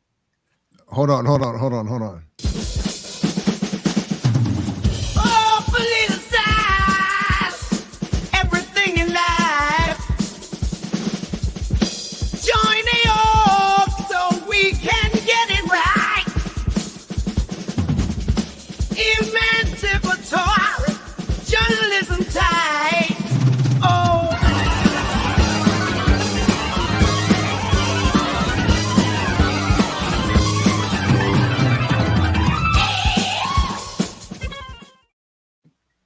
That sounds like James Brown at a church. No, that sounded like, you know who that reminded me of? That's reminded me of oh no, what's his name? The Panamanian born, Brooklyn raised jazz drummer. Oh, what's his name? Chat, help me out. Chat. No. Chat, help me out. Oh man. Cobham, Billy Cobham. That's who it reminded me of, Billy Cobham. If you don't know Billy Cobham, you ain't voting for Biden and you ain't black. No, but Billy Cobham, shout out to the jazz fusion, again, Panamanian of origin. You know, in fact, I'm gonna just show you this real quick. The first thing I could find. I used to really listen to anyone with a passing interest. This dude doing was some research and preparation. Are they gonna talk all over it? Never mind. Anyway, he was a beast. That's him there, though. He, you know. All right, my bad. I just wanted to show you. That was it. So, all right. Anything you all want to announce? Anything else we need to say, do before we get out of here?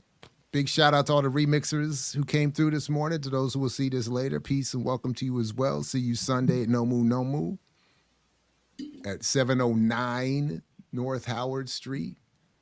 Tomorrow I'll be back with Saturdays with Renee and Two Black, talking about laundering black rage. We got Sundays with the Ear Doctor. We got Warrior Class tomorrow at 1 o'clock as well.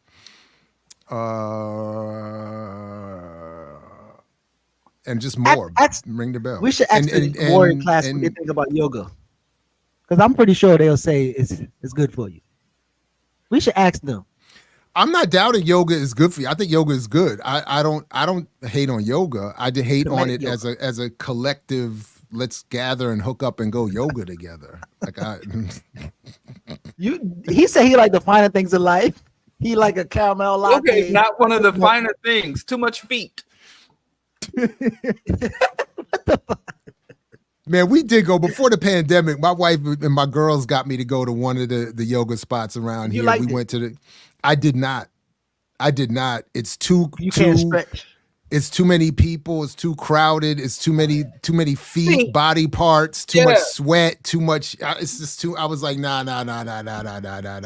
Too much. Geechee biting his lip when you describing yoga. Geechee over there biting his lip. Oh shit! Holy shit! Oh, but you know what? Though? You know what? Diallo, of all people, you be all your little side jokes. You be getting a lot of you be getting us called homophobic. So you need to stop with all homophobic. Yeah, man, because you be having all these best jokes. Friends are gay. Oh shit! Here we go. Wait, Balagoon is still in the chat. Balagoon, did you put in your 2 cents on yoga? She is what? I don't know. I just felt that was the first. Ask Balagoon, Baba Balagoon. Maniki is a yoga instructor. No, that's what I'm talking about. I tell y'all. But that wasn't the question. The question was, do you want to come hang out at yoga? No, I didn't say hang out. I said we're gonna do that, and then we're gonna go do whatever we do. Y'all come to Chicago and visit with me. Listen, why I gotta be messy? It's Diallo that's messy. You can keep I would go to an Omaniki class, and we would go out especially if it was outside. We'd go to the north side to get some lattes. We would do adult shit. We ain't get no damn lattes, brother. Huh? We ain't get no lattes. Oat milk lattes for all. You come through KC, you come through Chi-Town. We'll engage in appropriate activities. I'm a very good host.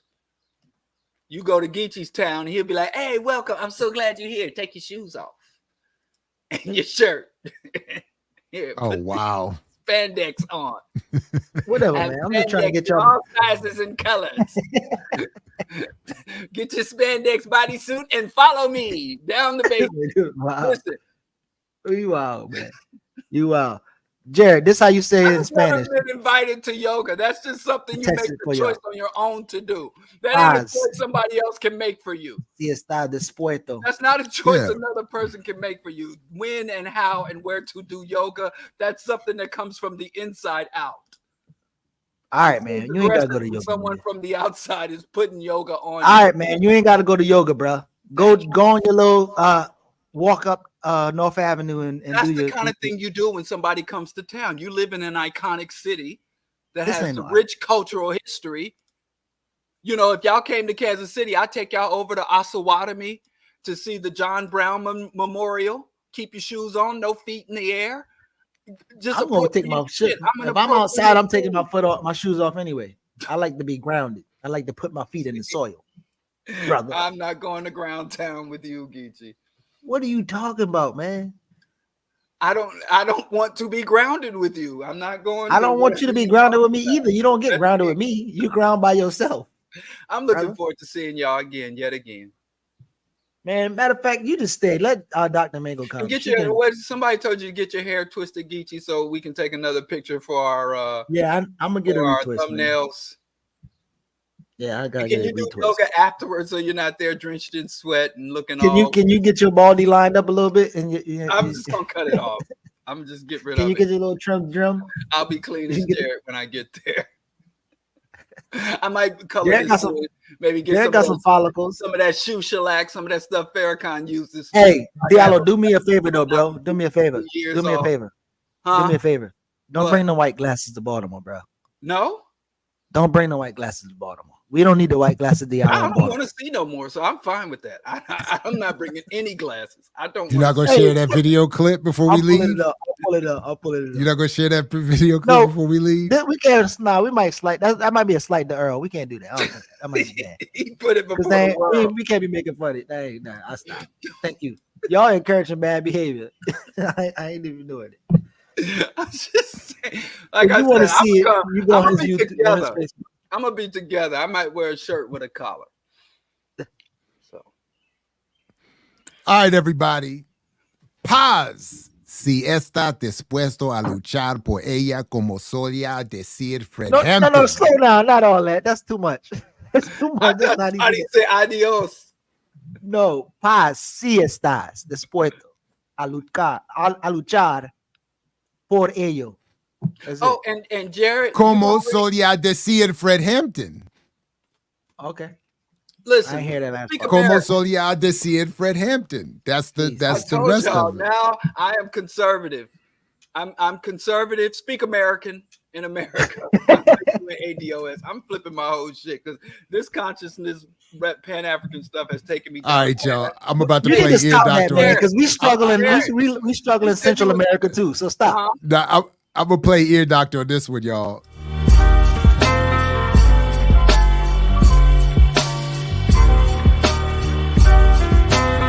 You got to earn your liberation.